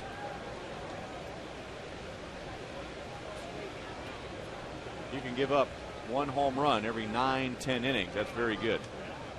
Melky takes off. Was it a balk move? It is not called a balk. No argument from first base coach Doug Sisson or Melky Cabrera. So since Cabrera was running to second, he is caught stealing. 2 down. You can see that he left right on first move, and that's just a guess right there. 0-2, that's really a tough one to guess on, because the opposition can do a lot in that situation. Throw over, pitch out, and they got two pitches back to back they can pitch out if they choose to. So a lot of times you don't run 0-2.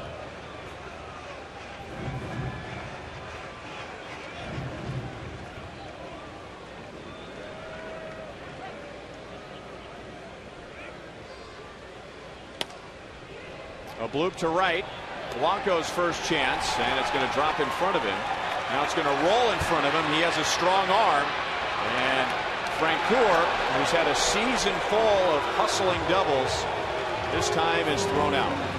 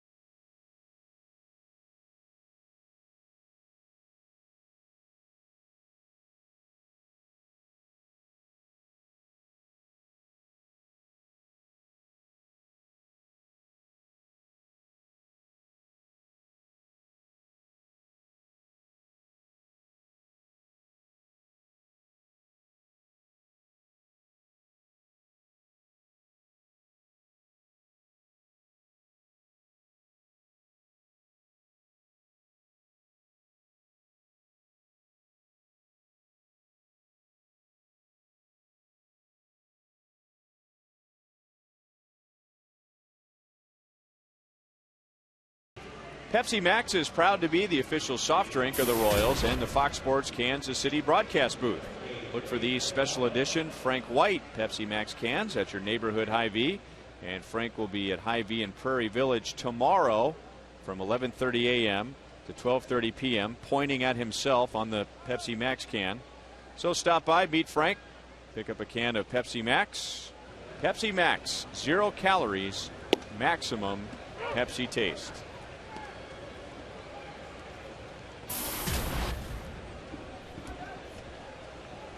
Yorvit Torrealba has lined to center, walked, one for his last 26.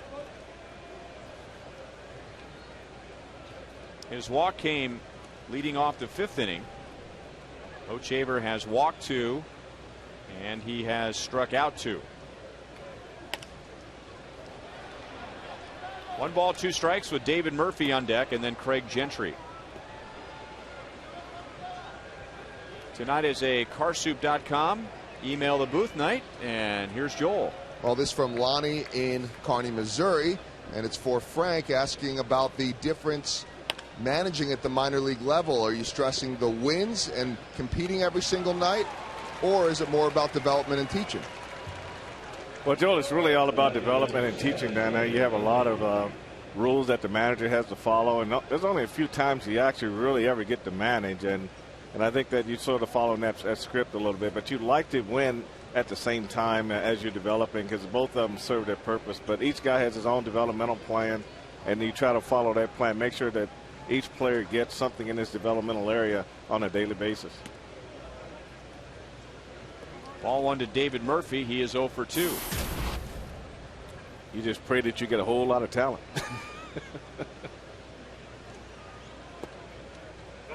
What else you got, Joe? We got a few others. Let's see. Let's go with Stephanie in Blue Springs.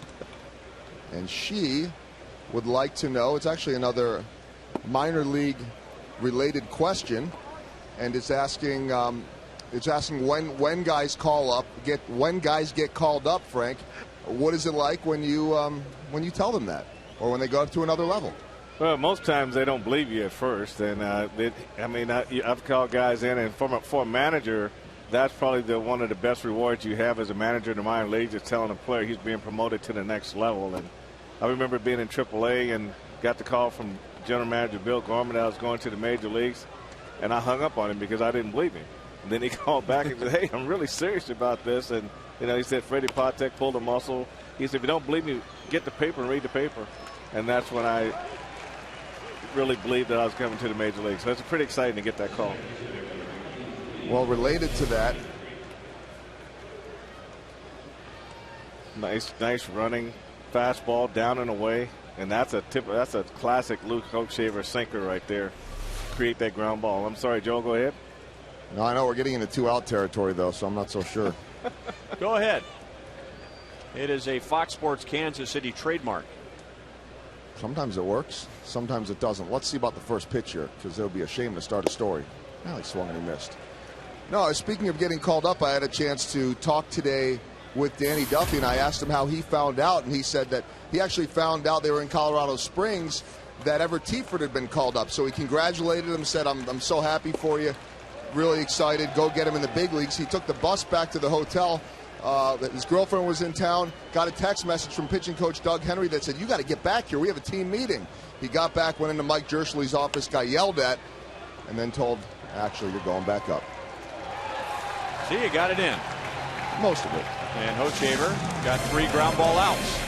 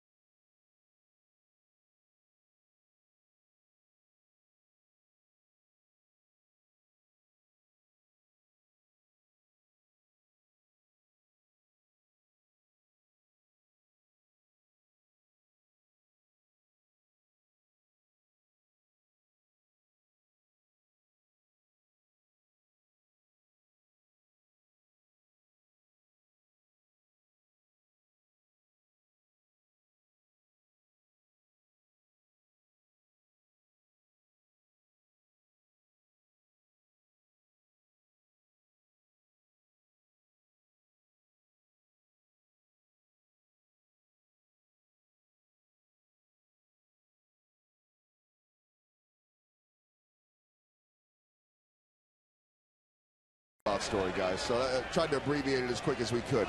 But he did go back to the hotel, was texted to come back, was called into Mike Jerschley's office, who, by the way, is going for his 1,000th career win tonight. Called into the office, and Jersch says to him, Danny, sit down right now. And he says, what did I do? Here, just take the money. I'll give you the fine right now. So maybe this happens from time to time. He says, you have a teammate that's going up to the big leagues, and you left so quickly you didn't even congratulate him. He says, I did congratulate him. He said, all right, well, then apparently he owes you a congratulations back. You're going up to the show as well with him, at which point Danny said he put his hands in his eyes, and he was overcome with emotion. So, you know, Jersch knows how to mess with those guys a little bit. What a great job, though, to be able to tell a young man that his dream has come true. Yeah, you're right, Ryan. Even if it's going to the next level, as long as you're progressing upward, those guys, you know, they work so hard, and you tell them at the beginning of the year that if you see yourself here at the beginning of the year, then maybe you're not ready to be here now. So you want to just keep them focused on getting to that next level. Derek Holland is lucky to still be breathing. Willie Butler has his second hit tonight. Both are line drives to center field. This one almost took Holland with it. All you have to do is listen to the fan reaction when that ball went through the middle. And there is no shame whatsoever for Holland to hit the deck and do whatever he can to get out of the way. Well, it just take a little moment to regroup after something like that.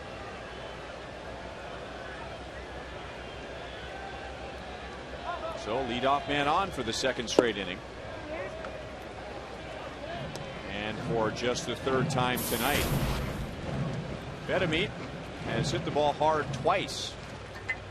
But in the second inning, his sharply hit ground ball was hit right to Ian Kinsler.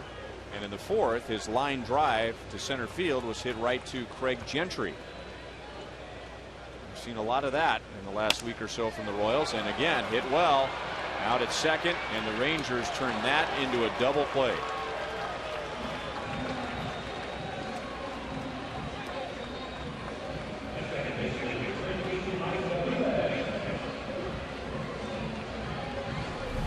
The double plays are coming easier than this one. One hopper right to Kinsler at second base, and just makes an easy throw over to first base to get Wilson Bedamit.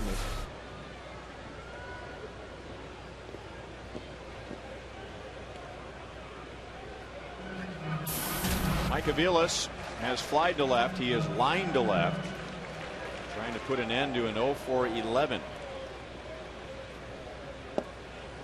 And a big curveball's in for a strike.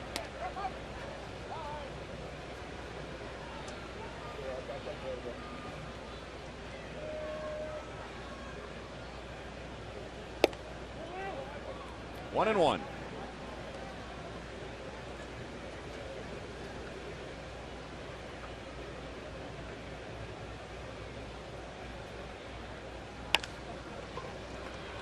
Andrews comes in. Aviles is out, so a promising start, but the Royals send just 3 to the plate in the 7th.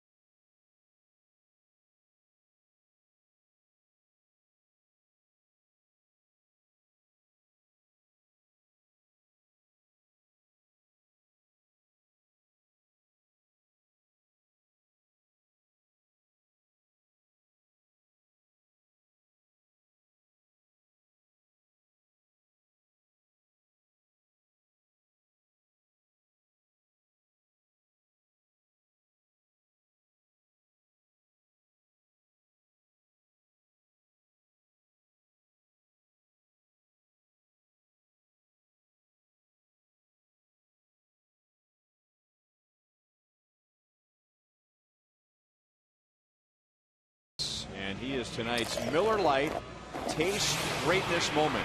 Well, Ryan, you hit it on the head. The Royals needed some innings out of Luke tonight, and they're getting those innings. And other than that one blemish with the home run, he's pitched a very, very good ball game. Only allowed 4 hits and 1 run. The defense has played well behind him, but that's because he's throwing strikes.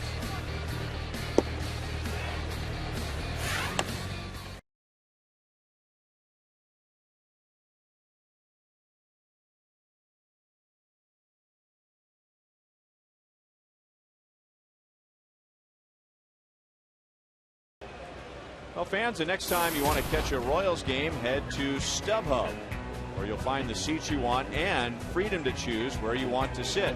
StubHub is the official fan-to-fan ticket marketplace of the Kansas City Royals. Those are the StubHub upgrade seats.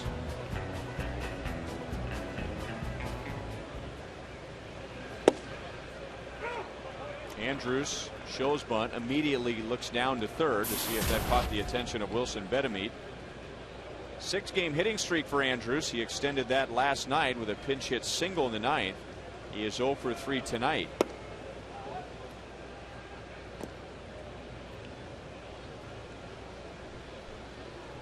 The only run tonight provided by Chris Davis with a home run leading off the 2nd inning.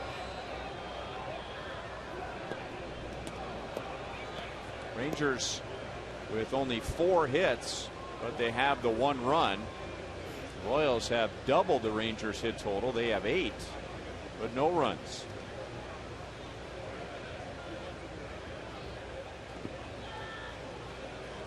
Two and two.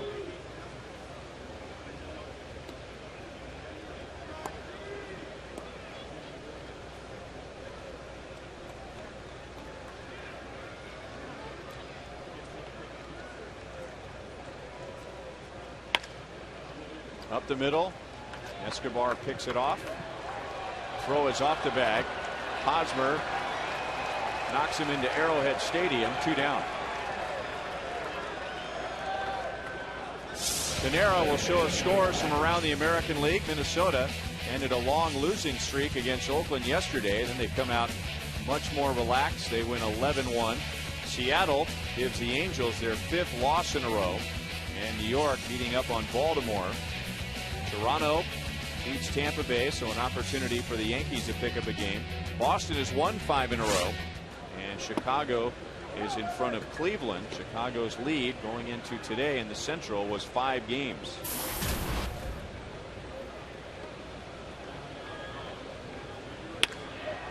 Hit hard to center field, and Melky is there. It's a 7-pitch, season high 8 innings for Hochevar.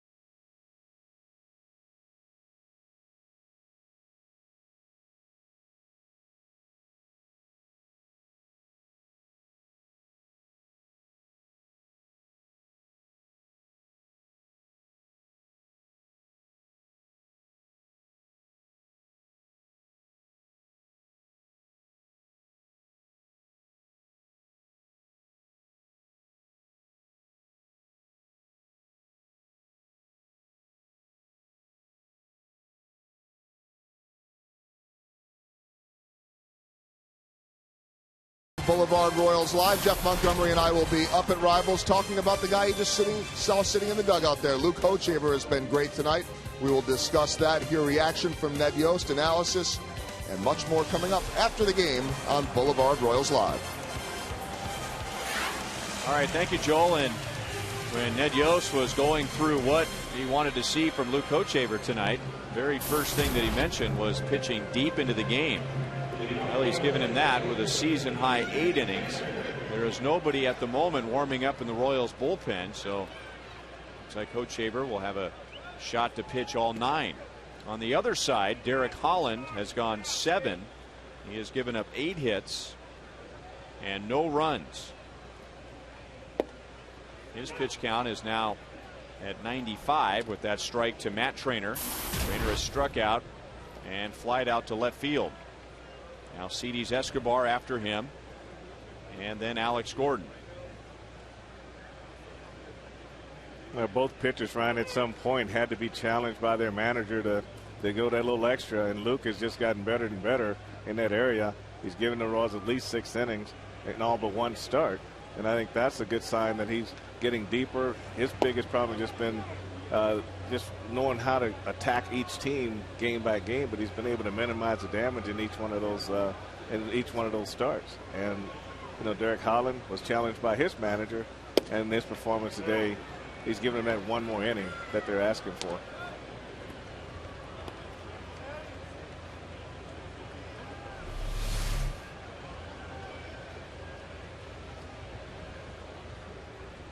One was called a strike, one was called a ball, right on top of each other.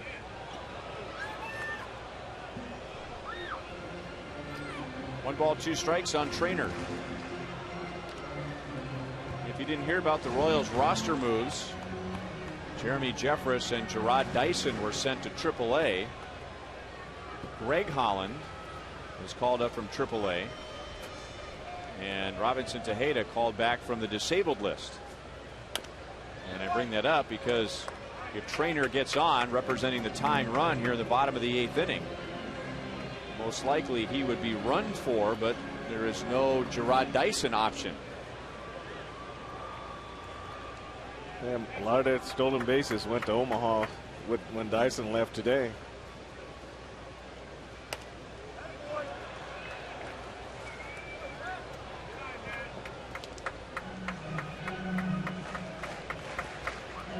Now Holland up over 100 pitches. Darren Oliver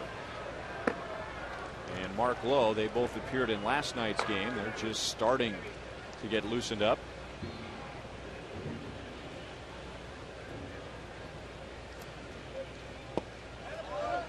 Two balls, two strikes.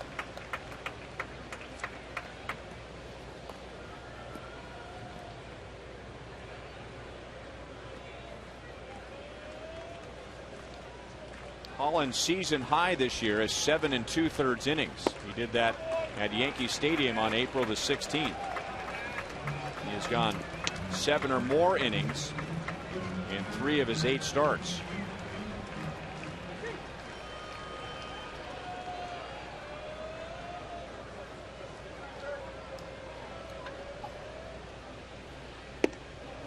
Great at bat. Down 1 ball, 2 strikes. He fouls off 3 pitches. And he's at first with nobody out. And now Alcides Escobar. And on defense tonight, Alcides is the Jaguar performance play of the game. Well, he's been giving us what we've been seeing all year, and this is a no difference right here. To his right, Plant got a lot of help on the other end from Eric Hosmer, and now he's going to really give these infielders a little more freedom to just let that ball go over there, because he can pick it out of the dirt.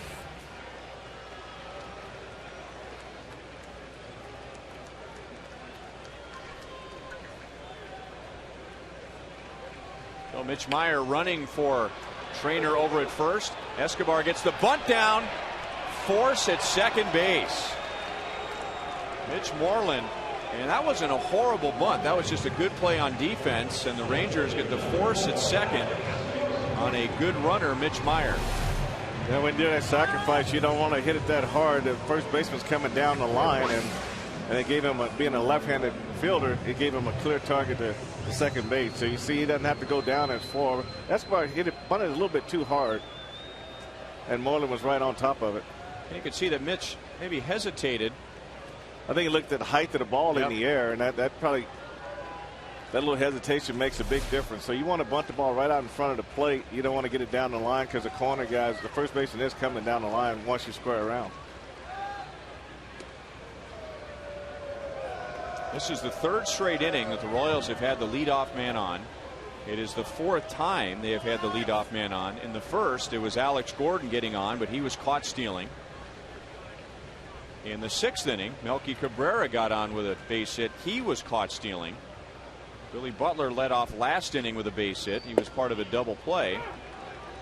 And now a leadoff walk in the 8th. And Meyer forced out on a sacrifice attempt.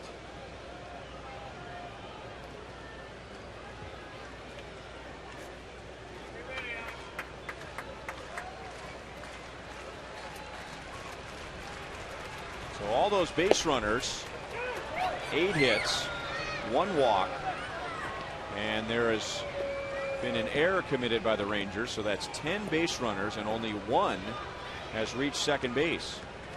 And that was Alex Gordon after reaching with the error with 2 outs in the 3rd.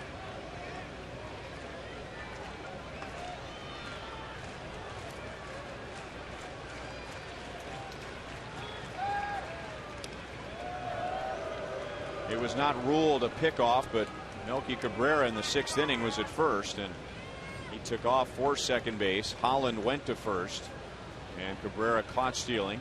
Frank told you very early in the game tonight that Holland has a very good move to first. Some may refer to it as an occasional balk move.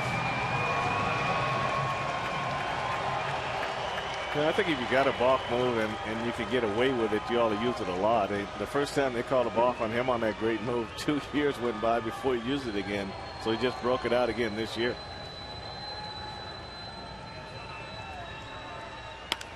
Alex lines it to left center field. Murphy runs it down. How many times has that happened on this homestand?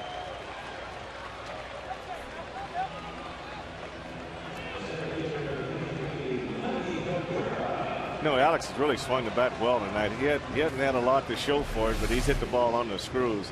I mean, against a left-handed pitcher, I mean, he just stays right through this line drive and would have helped Murphy here. This ball's coming back to him a little bit, but you know, a little snow cone there, but Alex definitely got to be happy with his swing. The results he's not happy with, but what he's done tonight as far as squaring the ball up, he's got to be happy with that. And if you go back to last night, he grounded out hard to second base twice, lost a hit on a fantastic play at second base by Ian Kinsler in the 8th, and he also flied to deep center field.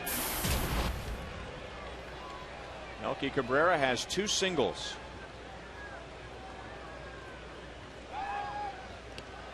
Cabrera had a chance to win the game last night. The Royals in the bottom of the 10th inning had the bases loaded with 1 out against Arthur Rhodes, but Rhodes got Cabrera on a pop up to short with a 2nd out, and then Eric Hosmer on a fly out to left. Texas won the game in 11. On the ground to Kinsler, and he will throw over Escobar, and it's in time to get Cabrera. So again, leadoff man on, but no runs for the Royals.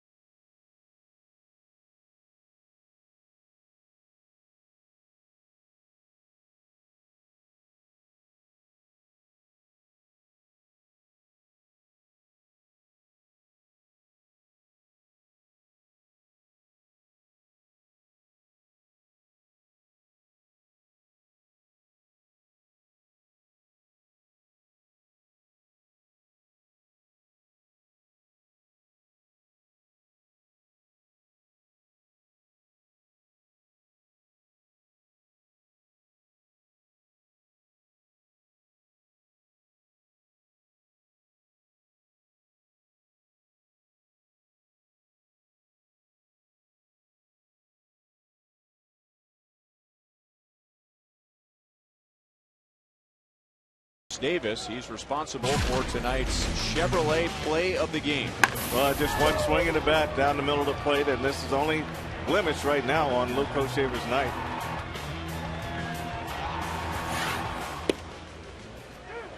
His 3rd of the year, and the 9th home run this season for the Rangers against the Royals. Brian Pena back of the plate here in the 9th inning after Mitch Meyer ran for Matt Trainer. And now it is 0-2 on Davis, who also singled against Hochevar, so he has 2 of the 4 Rangers hits.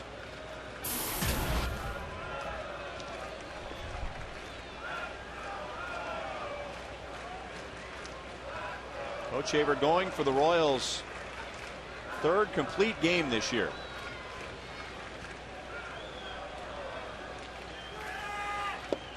Got him looking. Davis was convinced he was going to get something soft. And Hochevar just threw it right down the middle. It was 96 miles an hour, one away. Well, this is a classic Luke right here. I mean, he buries his fastball right in there. So it's all about guessing right as a pitcher, just like as a hitter. And that time, Chris Davis guessed wrong.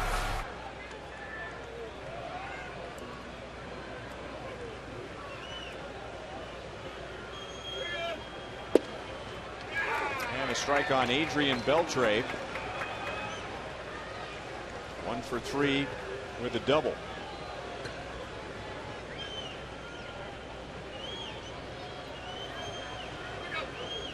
Beltre not only having a good year, but having a good year when the Rangers need him to have a good year.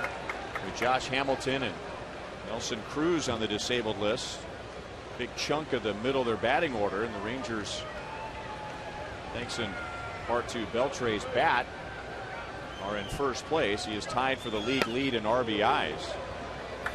And there was some question as to how he would play after a big year going into free agency. That did not work very well for him and the Seattle Mariners after the 2004 season. 4 strikeouts for Hochevar and 2 down in the ninth.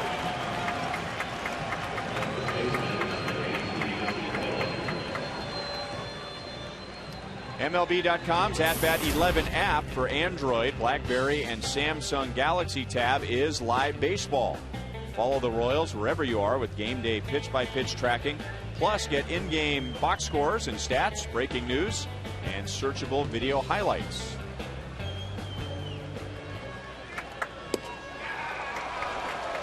Hochevar seems to be getting stronger as the game goes.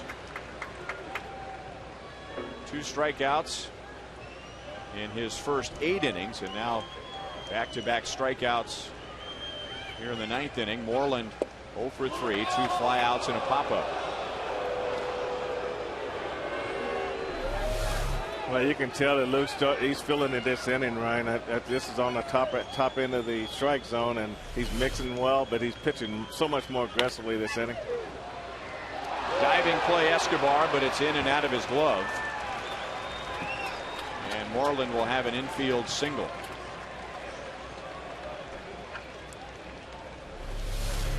Well, you can see Escobar is playing up the middle, and this ball just does miss Luke Hochevar's leg, and as he couldn't hold on to it. If he stays in his glove, he's got to play at first base.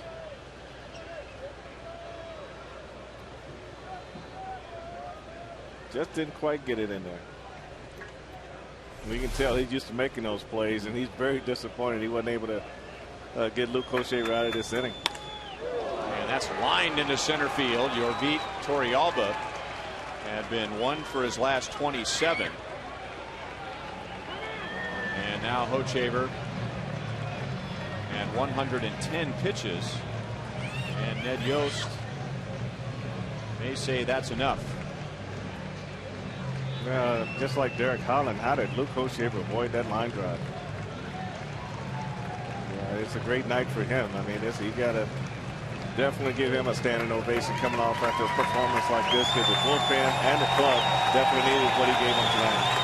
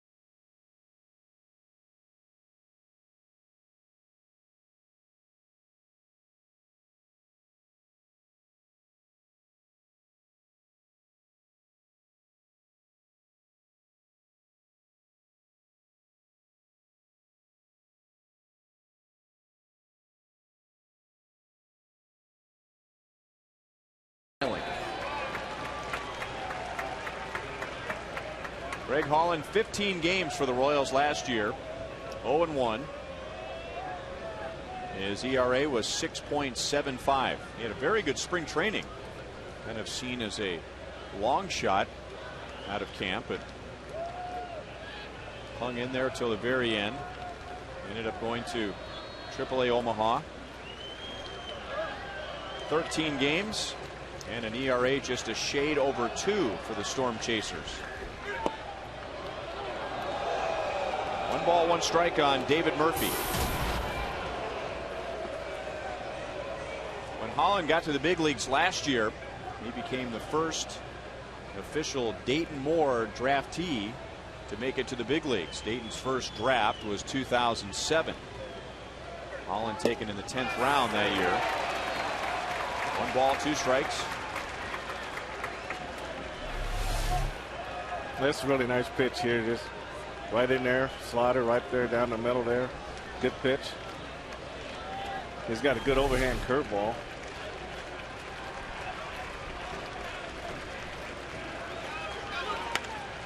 A bloop, center field. Melky coming on. He's got it. So here we go. Bottom of the 9th inning in a 1-run game. Hosmer, Francoeur, and Butler coming up.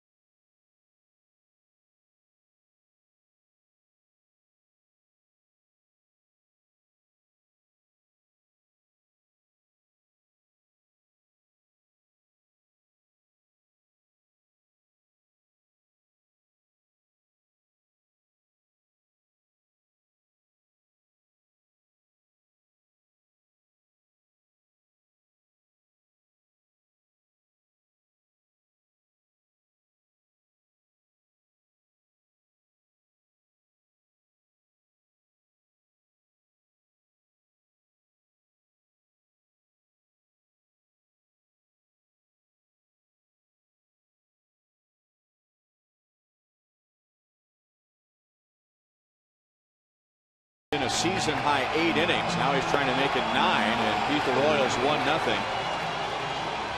Mitch Moreland moves from first base to right field. Andres Blanco had been out there, his first major league game in the outfield. And Mike Napoli is at first base.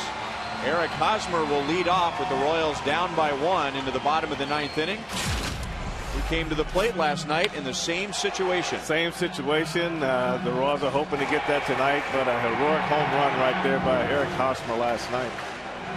You know, looking at Holland's pitch count, this may be his hitter for this inning, and then they'll probably bring someone else in to face the 2 right-handers. The single was back in the first inning, and it was to left field. And he's trying to go the other way and fouls it away. With 2 strikes on Hosmer in the first, he just trying to make contact. Hit a line drive past Adrian Beltre. And then Holland struck him out in the 3rd and the 6th. And quickly, no balls, 2 strikes.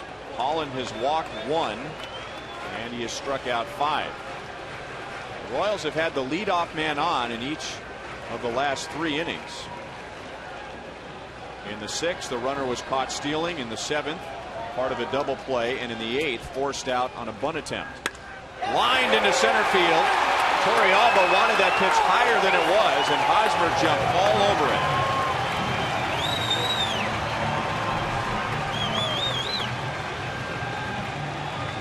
And as Frank predicted, Holland had 1 man to face here in the 9th inning, and he didn't get it. Didn't get it done. I tell you, location is all about pitching, and Eric Hosmer out over. When you're going to pitch out over the plate, you got to get the ball up.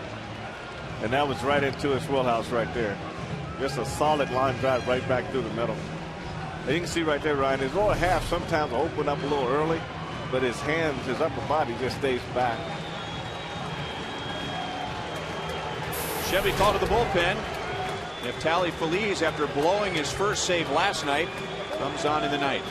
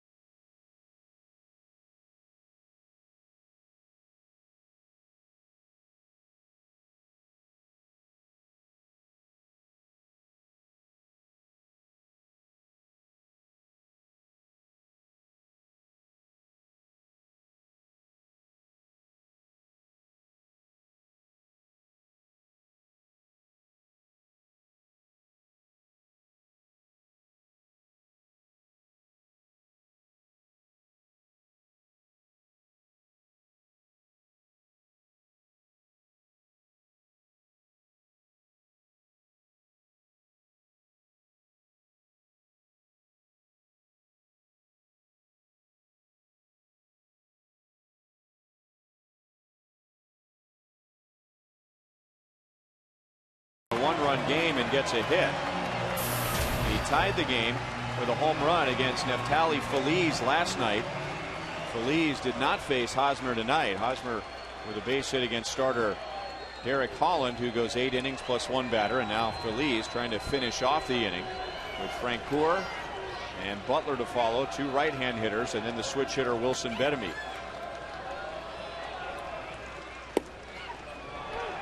A strike to Francoeur, 1 for 3 against Derek Holland. Struck out his first 2 times and then singled to right, tried to stretch it into a double, and was thrown out by Andres Blanco.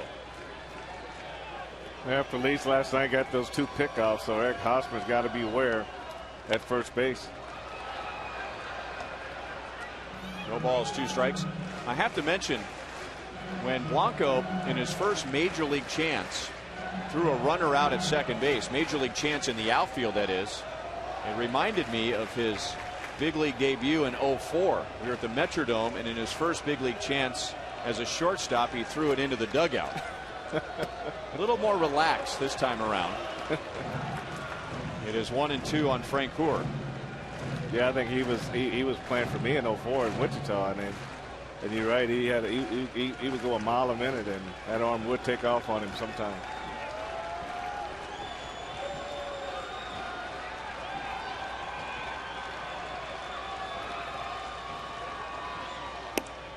Two and two. Remember last night after the game, the Royals thought that Feliz was using a balk move, but as I watch him set up now, the complaint was that he was bending his knee. I think they were complaining that it was his front knee. Well, look at how baggy his pants are. Line right field, base hit. Hosmer will hold at second base. So there are 2 on with nobody out for Billy Butler.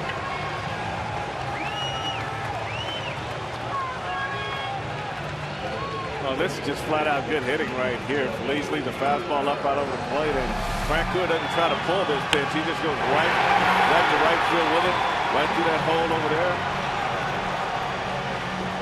Nice piece of hitting. They were going that way all the way on that pitch.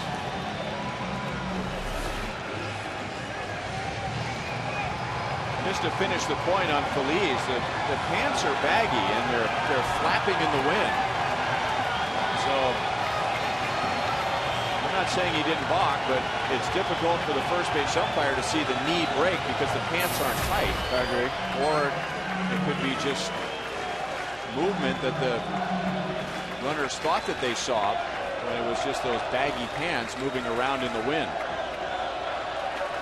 Billy Butler, 2 out of 3.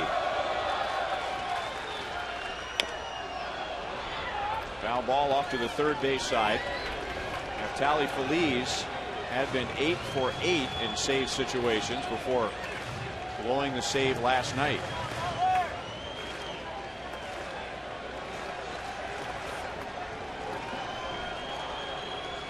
Billy faced Feliz last night and he walked and then was replaced by Mike Aviles as a pinch runner.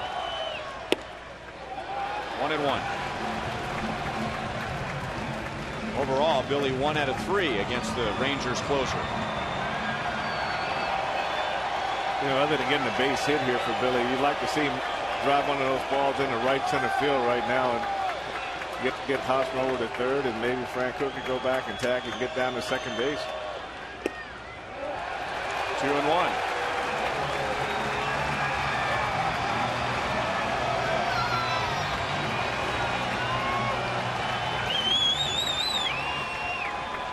Feliz a bit shaken up perhaps, takes a little walk behind the mound to pull it together.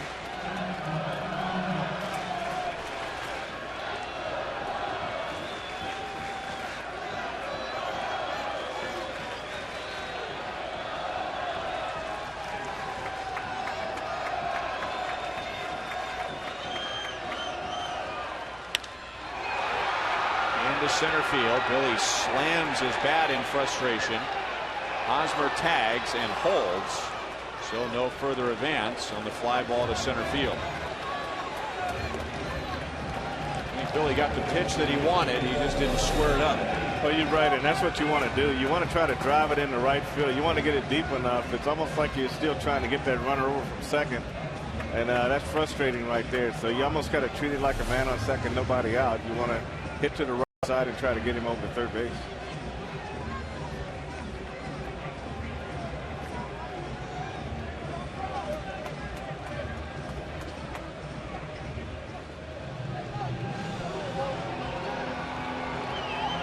So 2 on, 1 out.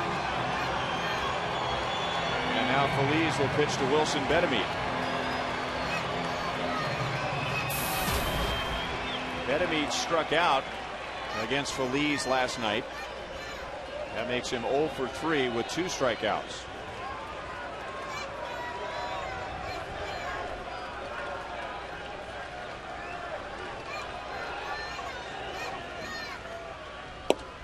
Outside, ball 1.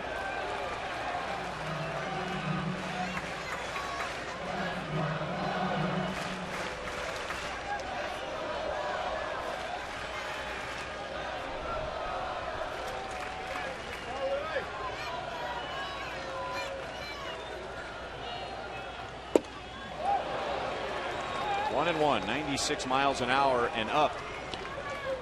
All right, when you're facing a guy like Feliz, you know you're going to get a fastball. It doesn't matter whether or not he's going to hit his location or not. He doesn't throw. You don't really fear more the off-speed pitches with him. It's about being ready for that fastball. You know it's going to be coming, but you just got to figure out where it's going to be in terms of how you hit, middle in, middle away. But you can definitely gear yourself for the fastball.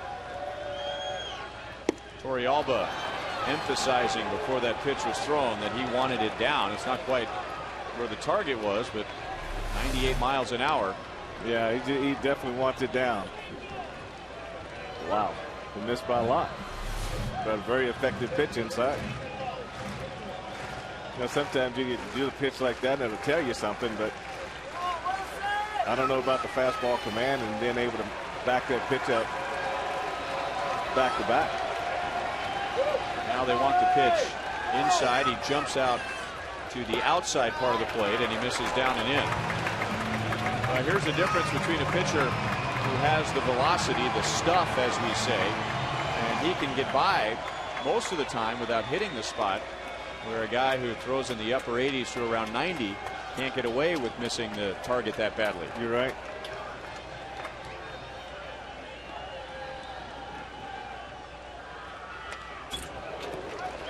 Missed the target again, and it's still 2 balls, 2 strikes. I agree, Ryan. It's just clearly a situation where you're getting away with with pitchers because you do have that velocity. But guys like Felice who do throw that hard, that's usually one of the big things they have is command problems. And like you say, if you don't have the stuff, you won't get away with it.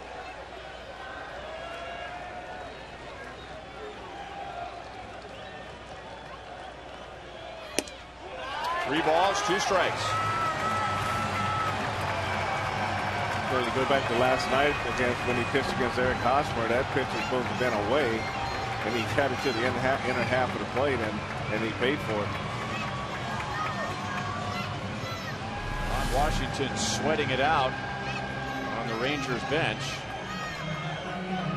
Man, it's not even close. And remember, after Feliz gave up the home run to Hosmer where he missed the spot, he then walked the next two. So he's been shaky all series.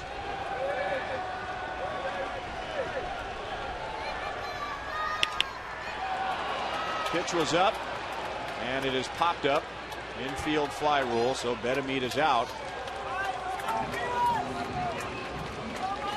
How about that? That is just pure stuff, and the definition of stuff, that is velocity and movement. That does not include control and command, but when you have the stuff and the target is down there, you can get away with missing the target by a couple of feet.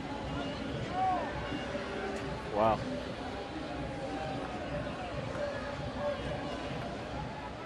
Not always. Not always. A lot more often than if Feliz were throwing 86, 87 instead of 96, 97. Now Mike Aviles 0 for 3 tonight, 0 for his last 12.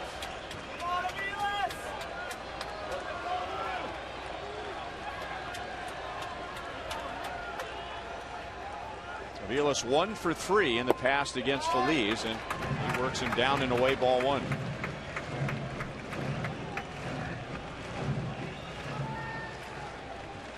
The Royals tonight have had 12 base runners, 10 hits, 1 walk. They've had a base runner with an error. So far, no runs. 2 balls, no strikes. That one at 99 miles an hour. This is when Mike can get ready. I mean, he's a good fastball hitter. He likes the ball up just a little bit out over the plate, and that gives him good power to right center field. If he stays more middle to end, he can definitely pull a fastball of Felice's caliber.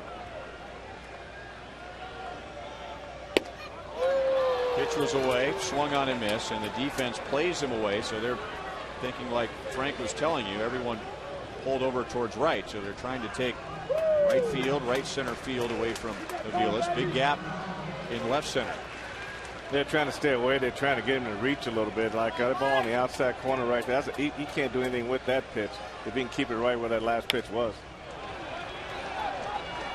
2-2.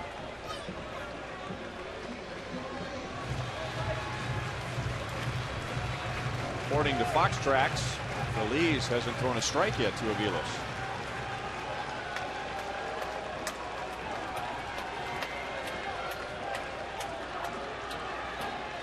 No runs, 10 hits for the Royals so far. Way outside, past Torrealba, so that changes everything. Now a single could win the game.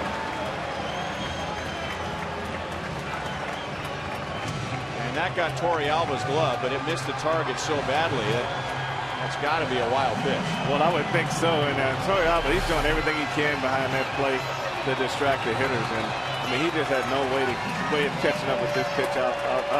This ball's almost in the left-handed batter's spot. I mean he's patting the ground inside with his glove, just doing everything to distract the hitter he can to give Felice a chance out there on the mound. Well, that's the best pitch that Aviles has seen, but it's 100 miles an hour, and he fouls it away.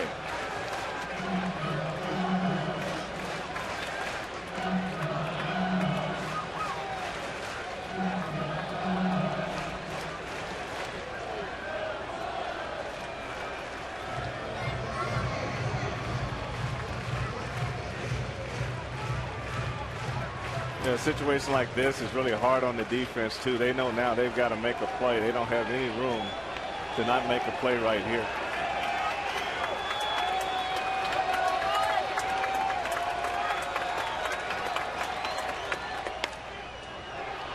again.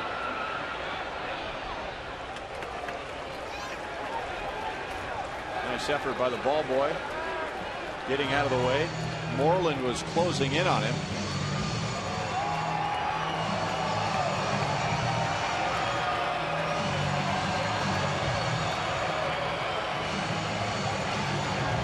Brian Pena's on deck. Remember, Matt Traynor started the 8th with a walk, and Mitch Meyer ran for him. There is an open base. This is Avila's 4th at bat tonight. He's had a long battle here with Feliz. Brian Pena has not hit so far tonight. Another foul ball. You can tell Avilas really is not trying to pull the ball at all. He's just trying to stay back, drive it to the opposite field. And everything has either been the outside portion of the plate or off the plate. I'd say the last 2 pitches have been pitches that he could have squared up, but that ball's got a lot of heat on it, and this is the kind of game that the Royals need to get them turned around. Good swing and fouled straight back. The more fastballs he sees, you figure the better he's going to have it timed up. No, I would think so. I mean, he's had 2 that have been real good to hit. That was a little up, but with 2 strikes, you just got to be able to fight it off and hope for a better pitch on the next one. Now look at those times. I'm sorry, those speeds.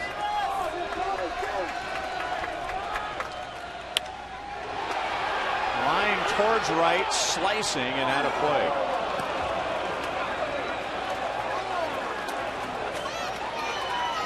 You know, as wild as Feliz was at the start of this at bat, you have to kind of give him a little credit for being in the strike zone on a 3-2 count on 4 straight pitches. So there's only been 1 pitch that either wasn't on the outside part of the plate or off the plate. Well, 7 and 8, those are the ones that Mike had a chance to put in play right there. So this will be pitch number 11. From Natali Feliz to Mike Avilas. It'll be Feliz 30th pitch of the inning. And it's grounded up the middle, behind the bag. Andrews, no play. The game is tied.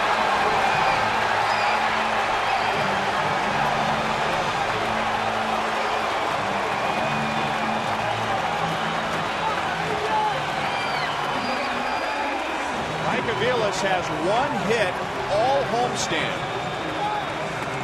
And it's an infield single in the bottom of the 9th inning to tie the game.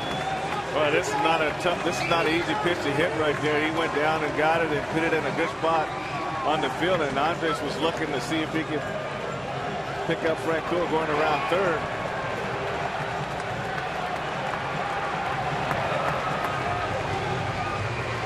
Yeah, Mike's got to wait for this ball to get through the infield before he starts celebrating back there.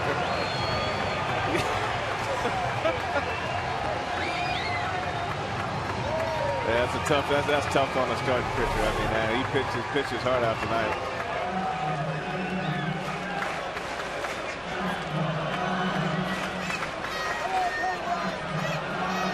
So 1st and 3rd, and Brian Pena at the plate. Another blown save for Natali Feliz. He had 8 straight saves going into last night, and now back-to-back blown saves. Avilas takes 2nd. The Rangers aren't concerned with him. No stolen base. And no force out at 2nd base. Ryan's 1 home run this year was against Texas.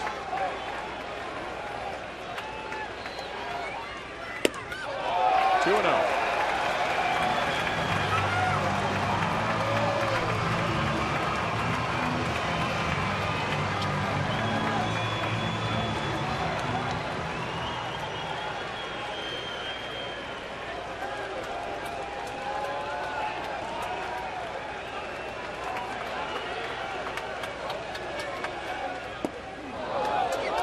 May have been high. 2 balls, 1 strike.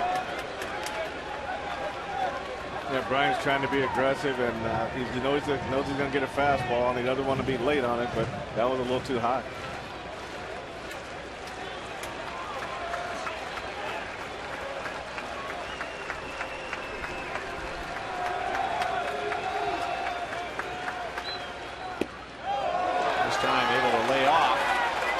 balls, one strike with Alcides Escobar on deck.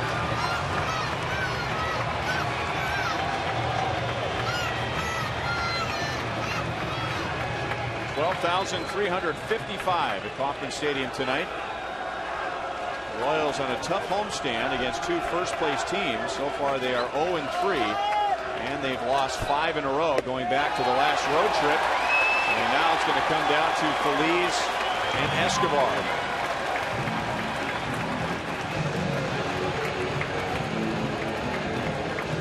Ron Washington is going to make a pitching change. That probably has more to do with pitch count than anything else. 35 pitches in the inning for Feliz, and that's against 5 batters. Most of those thrown to Mike Aviles, who tied the game with an infield single. It's Mark Lowe to face Alcides Escobar when we come back.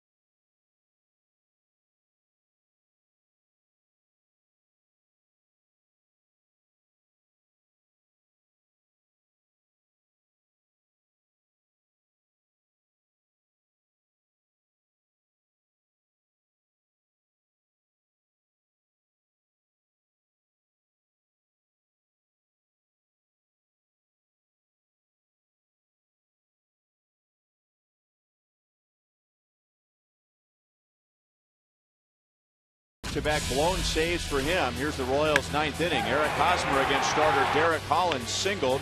Then Jeff Francoeur singled to put runners at first and second. Then a wild pitch with 2 outs. Mike Aviles with an infield single with runners at second and third. His first hit of the homestand. Derek Holland ends up with a no decision, allowing 1 run in 8+ innings. And now it's Mark Lowe to face Alcides Escobar.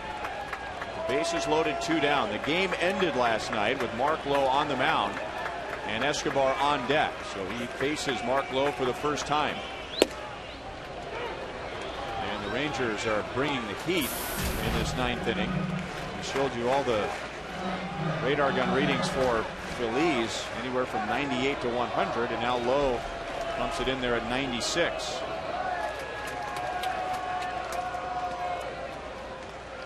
Now, this is the kind of game to get the offense turned around. Escobar comes through right here, and that might be the tonic the Royals offense needs to get going again.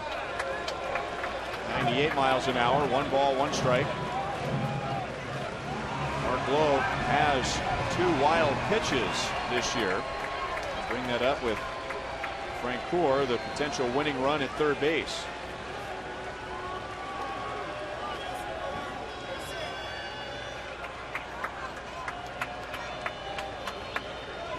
Escobar back to Lowe.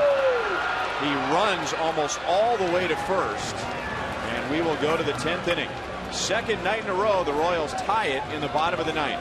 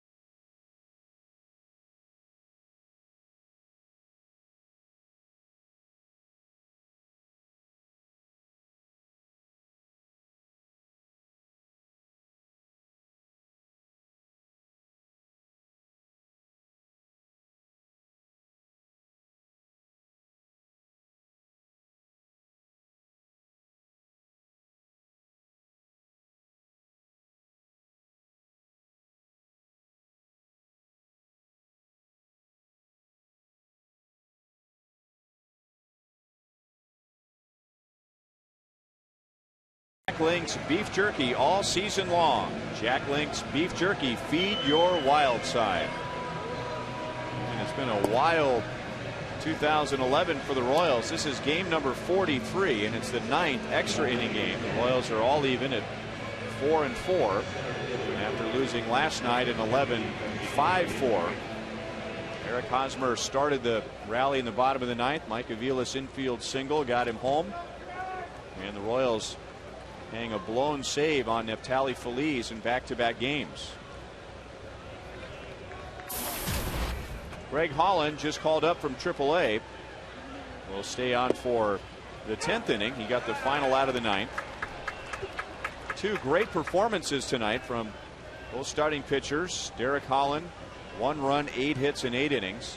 And Luke Hochevar a little better. 1 run, 6 hits in 8 2/3 innings. Both will end up with a no decision.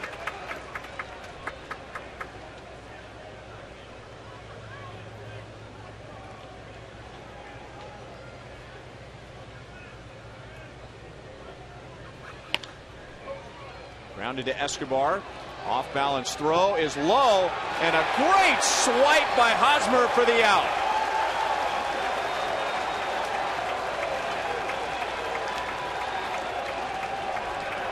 This is the second time tonight that Ron Washington will argue with first base umpire Mark Wegner.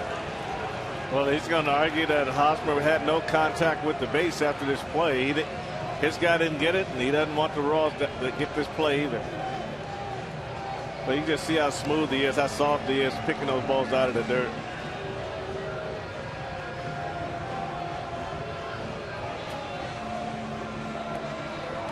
Yeah, one thing you don't want to do right there, Ryan, he's got a lot of foot on top of that base, and you don't want to leave that much foot on top of the base. You don't want it to get stepped on, so you want to keep it on the inside part and give that runner as much base to step on as possible.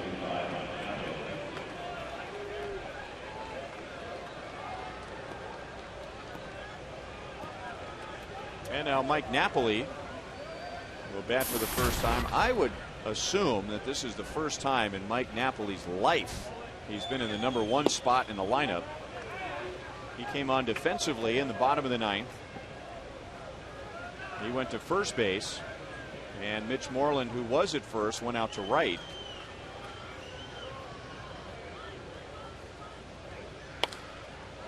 One ball, 1 strike on Napoli. He started behind the plate in last night's game and finished 0 for 4 with a walk. He is really struggling. He is 6 for his last 50.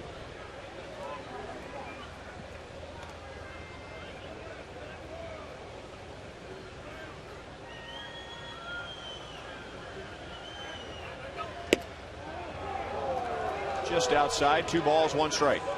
I think when the fans take a look at some of these averages, Ryan, guys who are supposed to be good hitters, and just we look at how many at bats versus hits that they're getting, it just gives you an idea of just how tough it is to hit at this level. 3 balls, 1 strike.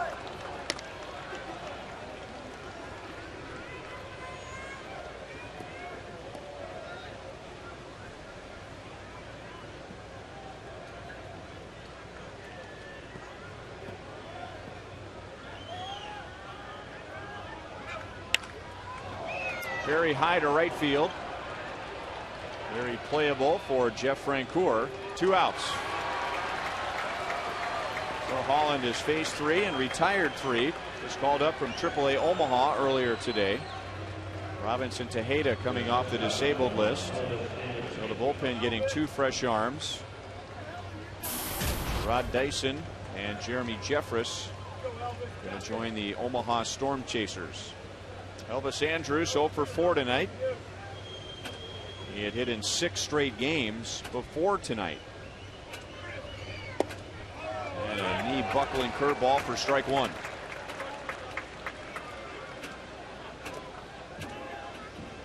Yeah, excellent pitch, excellent location.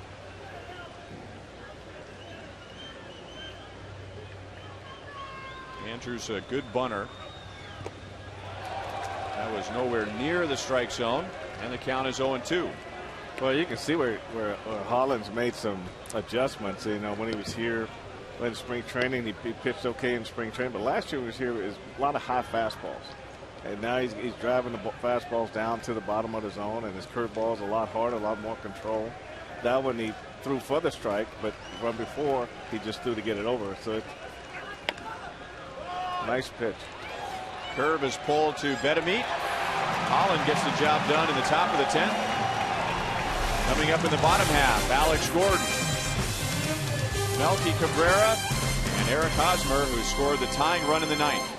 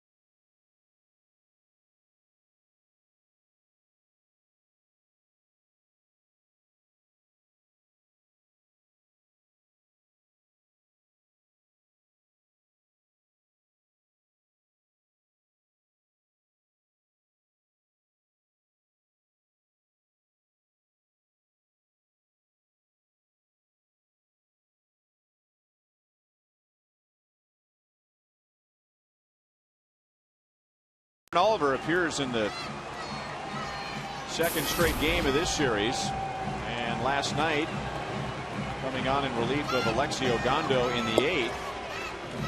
Base 4, gave up a leadoff single, but the Royals failed to score in the 8th, and now comes on in the bottom of the 10th, and he will get a couple of left-hand batters, Alex Gordon, then the switch hitter Melky Cabrera, followed by Eric Hosmer.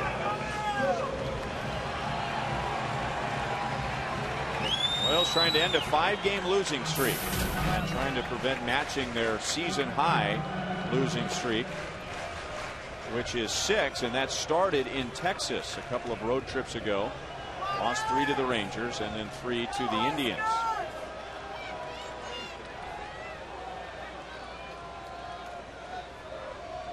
Alex tonight is 1 for 4. One of his outs was a line drive to left field. Thought about laying one down and almost got drilled. You know, that squared around there was so early that he was just more or less, I think, trying to take a look at a pitch.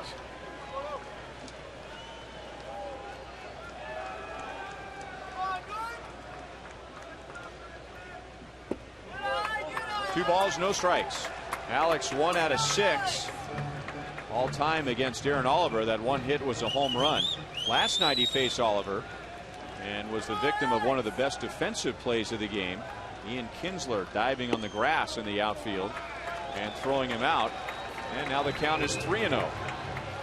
Well, you can see 2-0. Normally you're looking to try to drive a pitch. Alex leading off the inning is going to make Oliver throw strikes, and he was taken all the way 2-0. 3-1.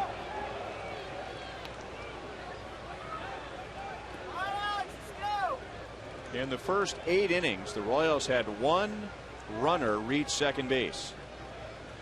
And before Mike Avila's game-tying hit, the Royals had no runs on 10 hits. Alex pops up a 3-1 pitch. Andrews makes the play, 1 down.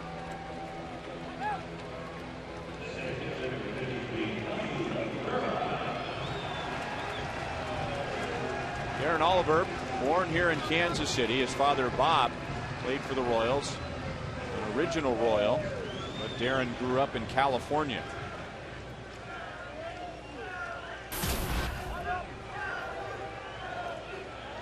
Melky 2 for 4 with a couple of singles, and Oliver misses outside, ball 1. Aaron Oliver has been a professional baseball player since 1988.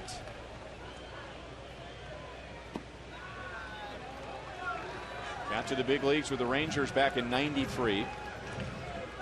And for years was a top prospect in their system. In those days as a starter. From the Rangers, he went to the Cardinals, back to the Rangers. Played for the Red Sox, the Rockies, the Marlins, the Astros, the Mets, the Angels. And this is his third tour with Texas. Doesn't hurt to be a left-handed pitcher, a left-handed reliever. This year he has gone over the 600 appearance mark in his career. 2 balls, 2 strikes.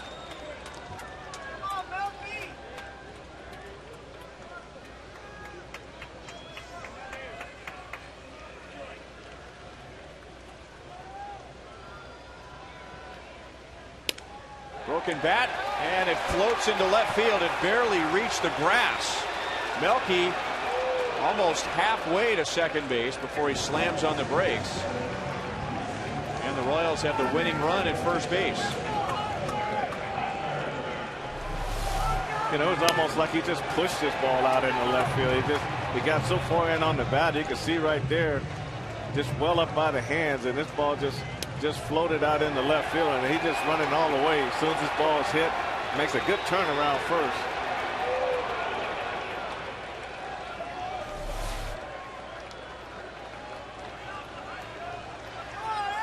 And now Eric Hosmer, a 2-hit game, batting at .283, and that's up the right field line.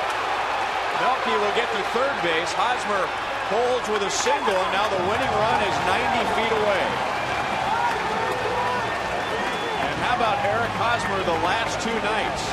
A game-tying home run in the bottom of the 9th last night. A leadoff single in the bottom of the 9th tonight that led to the tying run. And now a base hit in the 10th. Well, he's come up big in these last 2 nights, Ryan, like you said. And I tell you, when the pitcher makes a mistake to him, right now he's making him pay. This ball's supposed to be, this breaking ball supposed to be down and away. He got hung out over the plate, and he did what he's supposed to do with it. Hit a line drive into right field. You know, Melky's is nonstop right here. He's hoping that ball gets down in the corner and he can keep going. So Ron Washington is back out there. It'll be Cody Epley, a right-hander, to face Jeff Francoeur with runners at first and third and 1 out.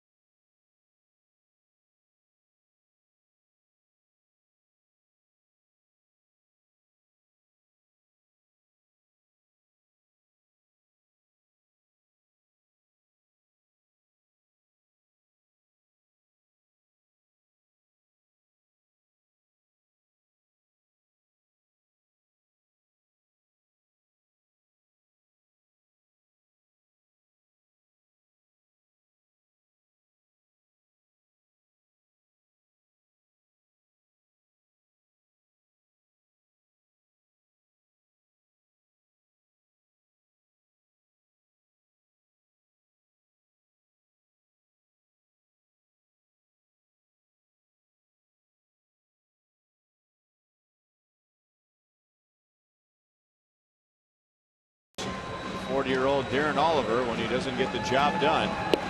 Coming on in the 10th, with a couple of left-hand batters coming up. He got Alex Gordon, but gave up back-to-back singles to Melky Cabrera and Eric Hosmer. And now Cody Epley inherits first and third and 1 out. And he will get Jeff Francoeur.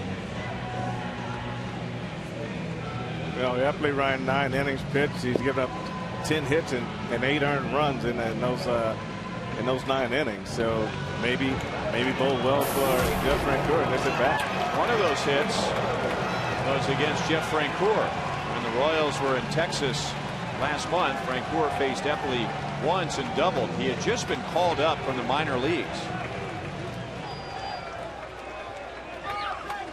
2 hits for Francoeur tonight. Infield and the outfield is in. Elvis Andrus, you saw on the screen there, he is practicing fielding a ground ball and throwing to the plate. Eppley a side armor, and he throws a strike to Francoeur. Rangers also have Darren O'Day, but he is on the disabled list and out with surgery. Very similar pitching motion to Eppley. This is the man the Royals want at the plate. 0-2.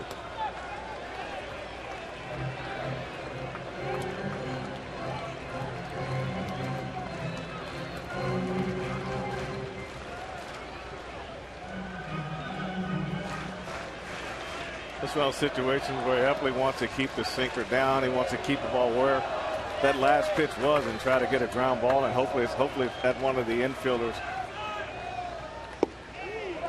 That's the pitch that Eppley wanted for the out. Trying to get Francoeur to chase down and away. 1-2.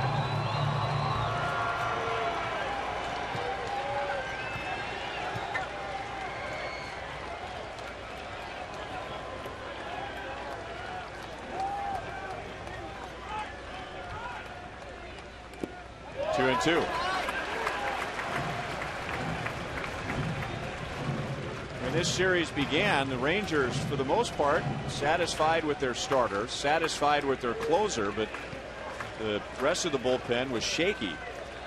But Ron Washington in this series has watched his closer, who was perfect in save opportunities, blow 2 on the ground to third and foul.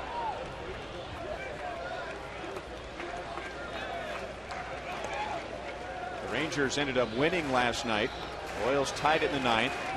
The Texas got 2 in the 11th. The Royals got 1 back in the 11th. The Rangers won 5-4. And the Royals getting a run in the bottom of the 9th tonight, and now 1st and 3rd in the 10th. Royals are 0-4 against the Rangers this year, and they've lost 12 of their last 14 to Texas. Francoeur fouls it away again.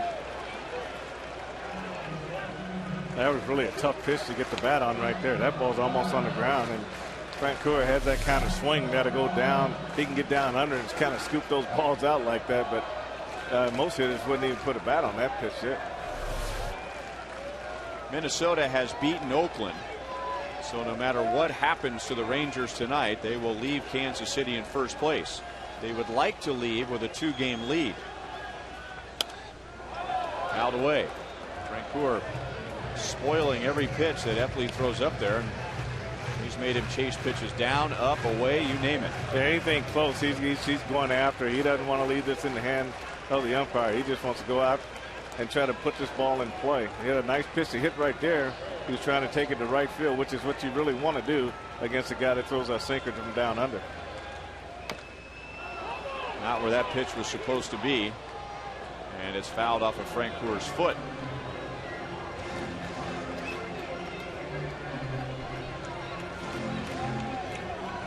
One run on 13 hits. The Rangers with just 1 run on 6 hits.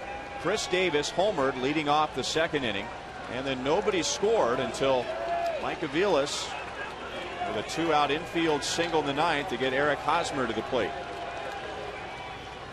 Line center field, it will drop.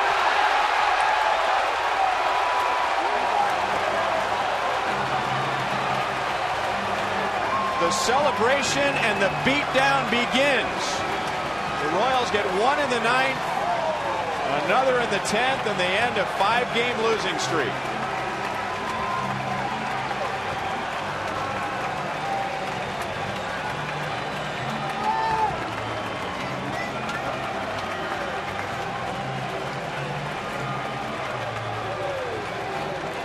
That time Jeff Francoeur gets out of the pile without any blood coming out of his nose. So the Royals Royals win for the first time on this homestand and put an end to a 5-game losing streak. They win 2-1 in 10 innings. With one out, 3 consecutive singles. Jeff Francoeur with a long at-bat against Cody Epley. Finally got a pitch that he could handle. Lines it into center field. That was a great at-bat, Ryan.